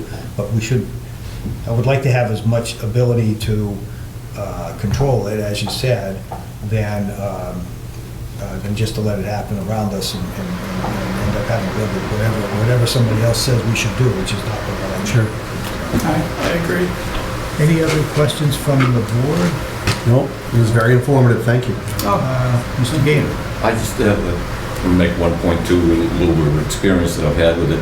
Also, when you're talking about control, I also think there's something with the state, and correct me if I'm wrong, that if the petitioner or the project actually feels that the town is being too restrictive and that they're not working with or in cooperation with to establish it, if we're below the required, it used to be 10%, that they in fact can go to the state and say, just for example, Halifax is being unreasonable, and it has in different other towns where the state has signed off and said, okay, do whatever you want. So there's a fine line where you, yes, want to establish control and you want to protect the town as best we can, and in the same breath, without making it all controlling to where they go to the state and just get a carte blanche. Isn't that a possibility? Yeah, and I mean, there's the appeal. It would be a big way that could happen to some degree. There's an appeal to the Housing Appeals Committee of a denial of a comprehensive permit or a grant with conditions that the applicant feels are unreasonable. And just frankly, between us, the Housing Appeals Committee is sort of strongly believed to be a pro-developer forum. So that's, part of the problem. That's exactly the reason why I wanted to have you come in and talk to us tonight, because I wanted to make sure that we start all not just this week, but the whole community start to understand kind of where the parameters are in this decision-making process. In other words, I think it would be very difficult to just say, no, we're not going to do it, we don't want to have that. And on the other hand, we probably don't want to be in a position of saying, well, go ahead and do whatever you want, right? So there's something, those are the outer limits, I think. And I wanted to have you come in here just to make sure that we all understand kind of what field we're going to play this game in. Yeah. So, have this match, I guess. I mean, I really think it's to the town's benefit to have a good, fair public hearing process where all issues are explored. Okay. Yes, sir. Frank Johnston, Elm Street. I just want to understand what Mr. Huxman's position is in this meeting with the town. Does he represent the town? Mm-hmm. Okay, I didn't know that. Oh, I'm sorry. I should have had you introduce yourself. I apologize. So maybe let's take a reset. Could you just tell us who you are and who are you and why are you here? I should have. My mistake. I'm Rich Huxton, I'm a lawyer, and I'm with town council's office, so we represent the town, so we're all about representing the town's interests. Yeah, and we asked Mr. Huxton on short notice, again, thank you, to come in and talk to us about this project in particular and just what the town should be looking at, what we can't do, what we shouldn't do, what we could do, all of those types of things, and obviously there's a lot of that, but I think that's what the point of this is, just to give us that scope, and he'll represent the town, so it's good to have a discussion at this point again. Yeah, Ms. Chu? Amy Drew, 10 Hillside Ave. Hi. You said a few minutes ago that the state has strict regulations on giving variances, and I wanted you to maybe explain that a little further. That was when we were doing like the comparison between a 40B and a non-40B, and so that's like Mass General Law, Chapter 48, Section 10 sets forth the criteria for giving a zoning variance, and they're very, very strict and very difficult to satisfy. Whereas with the waiver within the 40B is not as high, Yes. not as strict. Thank you. No. Anything else you think we should be thinking about other than we'll collect this information now? I guess, does it make sense to have him write the letter for us? I think that'd be a great idea. Yeah, I'd be happy to work with you on that. All right, so, need a motion for that? I don't think so. No, okay, so what we'll do, I'll suggest that what we do is, I know we've already contacted town officials. If we could reiterate with them that we really need every comment in before, December 8th is when we have to send the letter in, so you'll need that. As soon as possible. Yeah, as soon as possible, I don't even know. Let's give them a deadline so it forces their hand a little bit. How about by November 30th? Like, give you a week to write the letter. That sounds great. Or to follow up, so let's put that on there. Oftentimes, when there's a deadline, it focuses your attention better. So if we can have every comment, and there's some planning board people here in the audience, so hopefully they'll be able to take that up and make whatever comments they think we should take into account, or have you take into account, and then Mr. Huxham will write us the letter and get it into mass housing on time. Yes. Just so the town knows, the collection process of comments has started, so we're not starting from square one tonight. We do have several comments already from departments, so. That's true. Did you say November 30th is our Yes. deadline? Well, our next planning board meeting is December 1st, and we Okay. weren't notified. That's okay. Good. So You were- idea is you were to, notified. I want to get people thinking about this, so if you can get it, if you can take it up at your planning board meeting and then get the comments out. We're not going to send them in right away until we hear from you, but I want to force people to make a decision, that's all. I will email the secretary in the morning to let everybody else know, but we weren't really notified, and we were only given a short amount of notice by email for the tour with the trails, and not everybody checks their email every day, which I thought was kind of sad, because, I would have liked to have been there. Yeah, okay. On the 14th. Yeah, that came about quickly, the whole project did. So. Yes. But anyway, so let's see if we can get whatever comments the various town groups would have, and the planning board in particular is very important apparently. Just so that we, again, not we're taking, I want to make it clear that at this point, the town hasn't taken any positions on this at all. It might be a great idea, it might be a lousy idea. I don't know, I don't think we've decided that. We hopefully are in the position right now of collecting the information that we need in order to at least keep us in the game in terms of some control over that project. So, okay. Is there plans in any of the offices? We do. Selectmen's? Yeah. There's a link too. We Yeah, can so send we the can link. get them to you, sure. Thank you. There's another We should question. have I already think had that, don't you think? when we met with the developer, he was going to drop off a whole bunch of plans. He never did that, did he?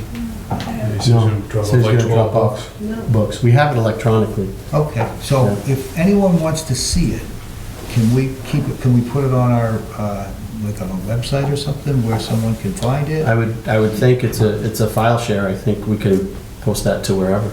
Okay. So usually how that would go is they would send in an application and they would have all the waivers, and then each board would receive the plans, and we'd be notified at meetings so that. It hasn't reached that point yet. It hasn't come to this. Yeah, but before we had comments, like, so that we could actually look at the plans, because how do we make comments without looking at the Well, plans? that's what we're talking about. So we have it electronically. How do people access it? We can put it in an email and share it. Okay. I believe I did send it to the planning, zoning, ZBA, and conservation secretaries. So that was sent to the secretaries of the board. Can I we don't get in know. touch with the builder that was supposed to drop off? Yeah, he said he He had. said he was gonna extra drop copies, off but about he never 12 did. different binders. So, but anyone who wants it, if you would contact us, is it on our, is it some of the selectmen's office? You don't have to do it, we can get it, Pam can do it, right? Sure. Yeah, so if there's anyone that wants to see the plans that have been proposed, send an email to the selectmen's office, and we will send you electronic copies of all of them.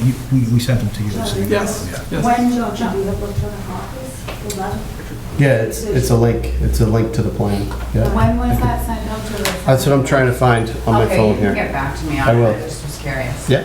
Okay, good. So I don't want to keep you any later than we have to, so thanks again for coming in and My pleasure. taking up the delay here. And we will get our comments to you hopefully by the end of next week. Okay. So that you have at least a couple of days to work on it and get it and tell us if we need something else. Okay. Thanks Sounds again great. for coming in, appreciate it. You're welcome, my pleasure. All right. Thank you. Good to Thank see you. Appreciate Have a it. great Thanksgiving. Thank you. Thank you. You too. Thank you. All right, moving on to our agenda. What's that? No, not yet. I'll keep looking, but I want to keep going there. Okay, so next is building inspector certification discussion. So this predates my exposure here, and so what I've seen in the paperwork, and I'll say that we have received several letters relating to this issue. I'm not going to read them all because some of them go on for 4 pages, but they will be part of our record.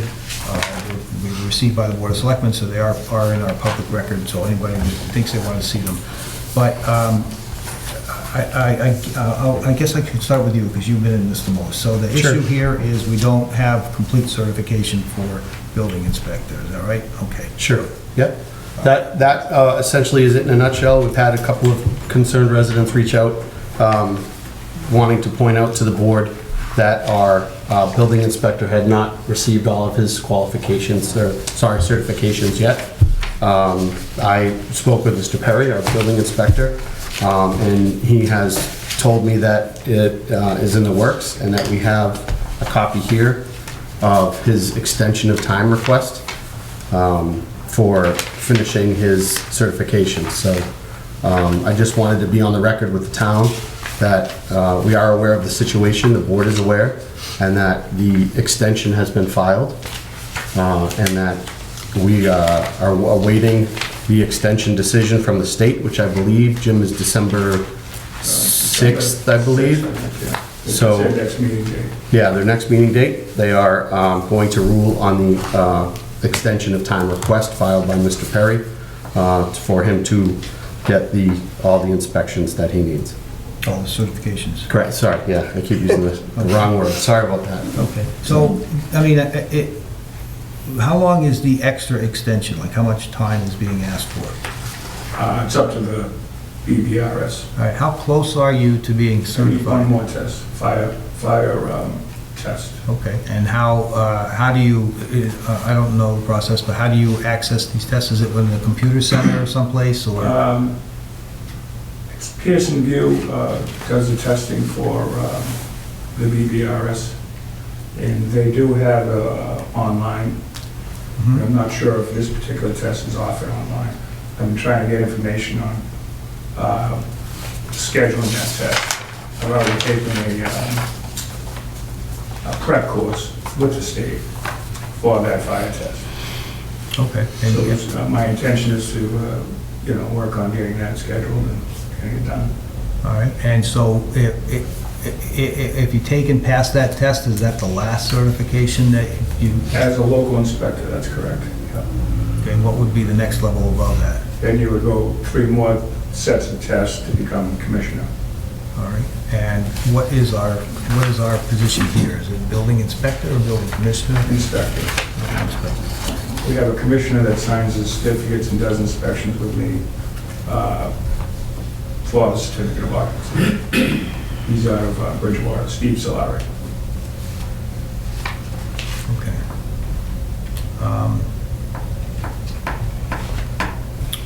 So, Anything yeah, else that we need to discuss on? That's why I wanted to, I know we had received the correspondence, so I just wanted to make the town know that we are aware and that Mr. Perry is working on his extension of time request, and that's where we're at.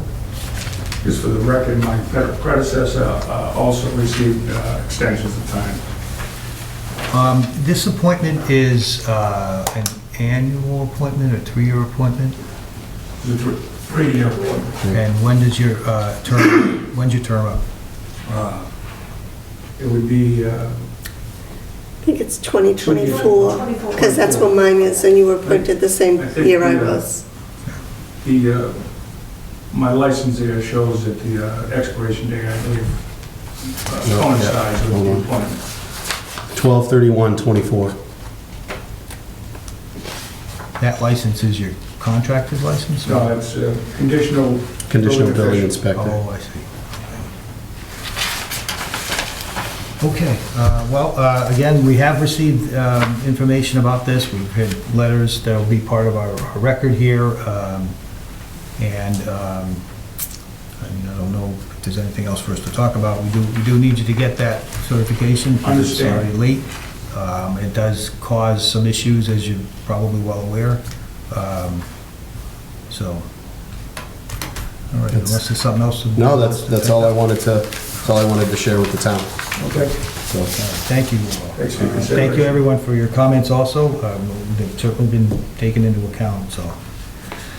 All right, next thing on our agenda is email regarding a donation of land to the town, 0 Hill Street. And so I did look at the map myself, just to see where 0 Hill Street is. And Hill Street is over by the East Lake. According to the email here,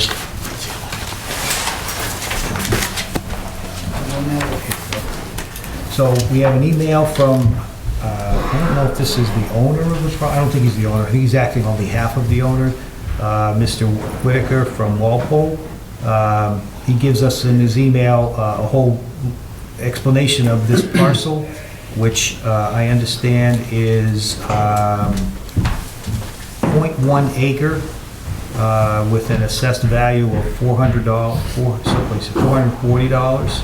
And according to his report, is undeveloped land. He wants to have it donated to the town while the actual owners of the land, who are now 95 years old, are still alive, so he doesn't have to get into any more probate issues. All right, so I think, if I have to remember how this works, but I think we have to, bring it to town meeting? I believe so. I think so. All right, so what's the board's pleasure? Are you interested in this small parcel of land? I don't see any reason not to. We're not taking very much off the tax roll, really. It's assessed at $400. We're not getting any money out of it anyway. They want to get rid of it. Maybe we can find a use for it someday. I don't know. If nothing else, it's open space. sure, right, and it's just a grass-covered area. There's nothing, I think I looked at the map. It's a small little slice of pie. I mean, you're on the hook to mow it and take care of it, and, Or let it grow. Yeah, we don't want to make it a wildflower sanctuary, maybe. But yeah, I think I'm fine with it. Alright, so I guess why don't we make a motion to, I'll make the motion to respond to Mr. Whitaker that we are, the board is interested in their donation, that we will put it on May's town meeting for acceptance by the town.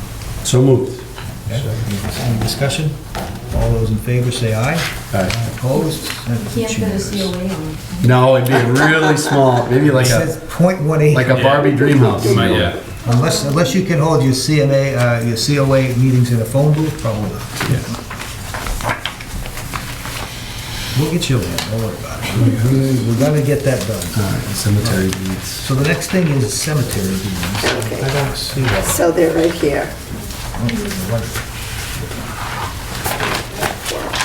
So, They these are- don't need motions, they just need to be signed. Oh, Okay. okay. So these have already been sold by the, Town clerk's meeting, Yeah.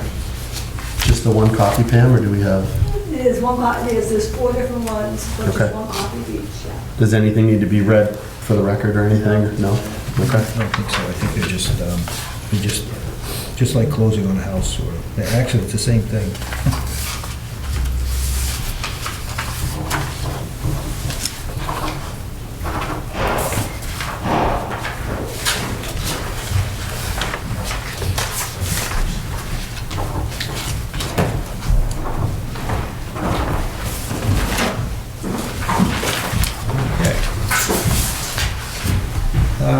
Next thing on the agenda is signature authority. and- So this just, everyone needs to sign, and then you can make a motion to approve one person to be a singular signature for the Payroll. payroll and an alternate Okay, so I'll make a motion that Mr. Seelig be the principal, or the primary rather, to sign, authorize to sign the payroll if other than a majority is not present. Can I move that, since it's me? I'll make the motion if he makes a second. All right, second. All right, any discussion? Willing to accept? Oh, yeah, no, Heavy bring responsibility. it on. Working on this, I've already done all these, so. Yeah. Okay, so all those in favor, say aye. Aye. Opposed? It's unanimous. So and then we need an alternate. Do you want Want to be an alternate now, An Joe? alternate, I can be an alternate, doesn't make any difference. It just means if he's out, somebody else Come in and sign. Okay, all right, so, I'll make a motion to make Naja Nezarella the signing authority alternate. and I'll second. Any discussion about that? All those in favor say aye. Aye. Opposed or abstentions? That's unanimous.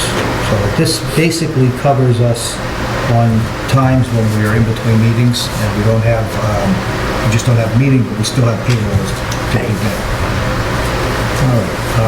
Jonathan signed the first line down there. Primary? Yep. Okay. Holidays in Halifax update, somehow this got off our schedule, I don't know how, but it did. That's already been taken care of. Do you want, can I give an update? Is that okay? Or Yeah, sure, that's absolutely. just what we're going on? Hold on, I just gotta, I can't talk and sign at the same time. Very simple, man. Do everything right. I know, spell it right. So, just wanted to fill the town in on what we have so far with the holidays in Halifax planning. Where's my magic paper? Here it is. So plans are coming along. I know everybody's anxious to find out about this event. It's one of the signature events that our town does every year.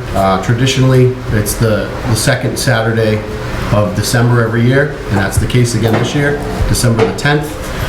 We have a preliminary time frame of around 4 to 8 o'clock. We're going to tighten that up as the events kind of get settled.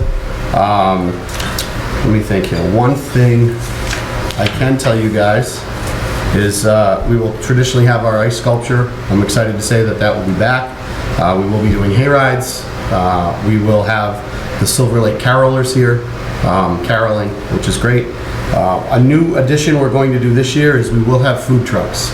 So one of the, not complaints, but one of the tough things is for a lot of kids in Halifax that night, your dinner is cookies and cider because you're going around from building to building. So a lot of the families were wondering if we could offer some sort of food because it's during the dinner time period. So we are excited to have the food trucks this year, and those will be set up at the library parking lot over there.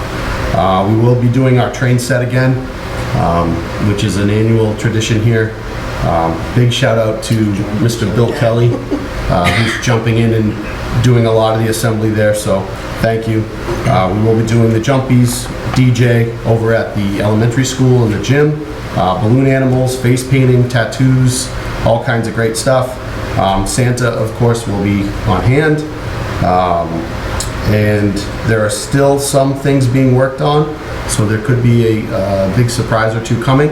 It's not, I'll tease you with that, it's not 100% official yet, but there could be, the night could end with a bang. But we'll see how we do. Are you the liaison to that? I believe I am the liaison, yeah. Well, so,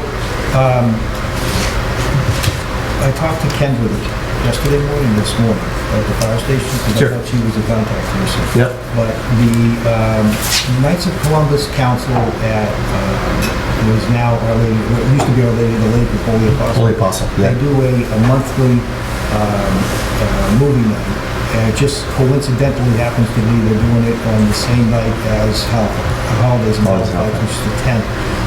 This movie will be Polar Express, and there'll be hot chocolate and that kind of thing. So I'm a member of the Knights, and I meant to ask whoever, and so I finally found the right guy. If you want to put that on the agenda of possibilities. Sure, on the brochure. Yeah, it'll be, it's the Bishop Chevres Council, 11390, Holy Apostle Church, which at the Our Lady of the Lake Parish Hall. Okay. 7 o'clock. We can put that on Polar there. Express, hot chocolate, and everybody's welcome. Is there a way, John, to try to I'm just concerned where most of the events are going on here, Yeah. and you're across town. Is there a spot that maybe we can look into to having it closer to where the action think, is here? Or is it the draw that you wanted over at? I think in the future, maybe next year if this Okay. works, because this just all came together like at the last minute. They were talking about that movie and they said, oh, it's on the same night. It's just complete coincidence. Sure. So maybe in the future that was what they should do. Okay. It just, the logistics of it just aren't gonna work. Okay, okay. But then again, it's not. it's Yeah, just- no, I don't see why it's we, open to public. I don't see why we couldn't put it on the flyer. Absolutely. And that's all. Anything else on that? Nope. All right, now, we have a discussion of an open meeting law complaint filed by Patrick Higgins concerning action taken at the October 25th, 2022 Board of Selectmen meeting. I see what you did there. Yeah, and so, here's my track of stuff here. Executive session. It's in there? You said it should I don't know if I see it there. I don't know if we have copy of it. I thought we did, but let me ask the interim town administrator to just tell us what this is all about Sandy, and is it inside that folder? what recommendations we have. So I brought one, Oh. so I didn't see it in his folder, but So recommendations from town council and the discussion about this. So the complaint was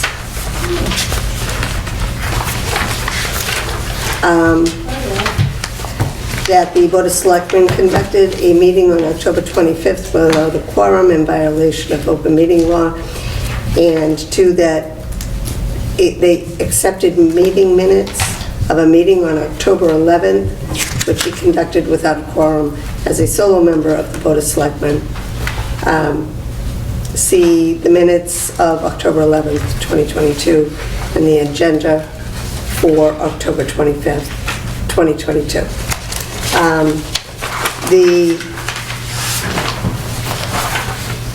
Let's see. All right. Do you want me to read it? Do you want to read it? This portion here, I believe, This is the... from council. Oh, from council, okay, all right. So we've asked town council, Ms. Kawamoto. Nomi, yeah. To review this complaint, and this is her recommendation. The selectmen should also hold a meeting to discuss the complaint, which we're doing. Since the relief requested is having a quorum of board vote to adopt the minutes, we suggest simply that having the selectmen vote at that time to accept the minutes in question. I understand the two new members will not have been present at the meeting for which the minutes were prepared, but there is a recording of that meeting that they can review if they have questions. Then the selectmen should prepare a written response to Mr. Higgins, informing him that the vote was taken with a copy to the Attorney General. All right, so to resolve this part of it, I will, let's see, the minutes are... They're listed here. It's quite the laundry list. Well, we No, that's did different. all of these, did all of the ones that Jonathan had approved since being sole Oh, member. okay. So we- Out of an abundance of caution, Yeah. That's just- rather than just affirming the 1 minute Okay. meeting minutes. Okay. We said all of the meeting minutes that have been approved by Okay. Jonathan Sure. while he was Okay. the sole selectman. Okay, so I'll, and just to avoid you having to get in more trouble. That's it. I'll make On the wrist. I'll make the motion that we, I guess this has affirmed the approval, but we're going to actually approve the minutes, right? Approve them. You might as well. Okay. Affirm? Usually, we affirm something that had already gone past. Yep. So, These are all the ones that he did on the approved, so should we affirm them? Okay, or just reapprove them. yep, Reapprove, you can say reapprove. okay. Anyway, that's the motion, so the minutes would be October 25th, 2022, and then the following regular session meeting of September 21, 2021, September 28, 2021, October 12th, 2021, November 2nd, 2021, June 28th, 2022, July 26th, 2022, August 18, 2022, August 23rd, 2022, August 25th, 2022, August 30th, 2022, September 1, 2022, September 13, 2022, September 27, 2022, and October 11, 2022. That'd be the motion. Do we have a second? Second. Okay, any discussion? No. All those in favor say aye. Aye. Opposed? It's unanimous. And we also have another complaint. A complaint came in yesterday. Just came in yesterday afternoon. We do need to at least do something with it. Right, so I'd like to forward that to town, well, I did forward that to town council, who is, unfortunately, Naomi is out of the office and expects to be back on Monday.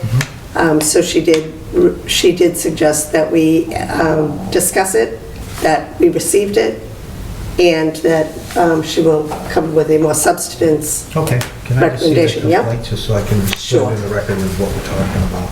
So the complaint part is actually here. Okay. This is the complaint. So, this alleged violation of the open meeting law filed by this Mr. Higgins. The Halifax Board of Selectmen violated the open meeting law as follows. Posted an amended agenda for the November 9th, 2022 meeting, which does not include the date and time that the original agenda was posted as required. And there's a number 3, but there's no number 2. Did not accept the meeting minutes from November 23, 2021 and November 30th, 2021 within 3 meetings or 30 days as required by the open meeting law. There's nothing we can do about that either way. But anyway, that's the complaint that was received yesterday afternoon. And I'll make the motion that which we've already done. We'll forward this to the town council and ask for their advice as to what to do with it. We have a 14-day response, and our next meeting is the 13th of December. Right. So it would be in between. So the board could vote to give you permission to respond to it after the attorney gives you advice? Yep. I'll make that motion. All right. I'll make the motion to give John Bruno the authority to respond to our advice from legal counsel regarding the matter of the open meeting law violation stated previous. All right, so we have a second? Second. All those in favor, say aye. Aye. Opposed or abstentions? It's unanimous. All right, does that cover all of our open meeting problems? Let's hope. Now, we did Mr. Huxham, that's done. We're ready for executive session. And we did Ms. Reagan, that's done. So I think that the next thing will be executive session. So unless the board has any other things to take up, I would move that we go into executive session with the interim town administrator for the purpose of discussing strategy with respect to bargaining and relating to contract negotiations for the soon-to-be new town administrator. Second. We have a second? Second. So that takes a roll call vote. So Naja? Get the vote yes or no? Yes. All right. Yep. And I vote yes. And I'm announcing that the board will only come back into a public session simply to adjourn. We won't take up any other business. So ordered. Are you?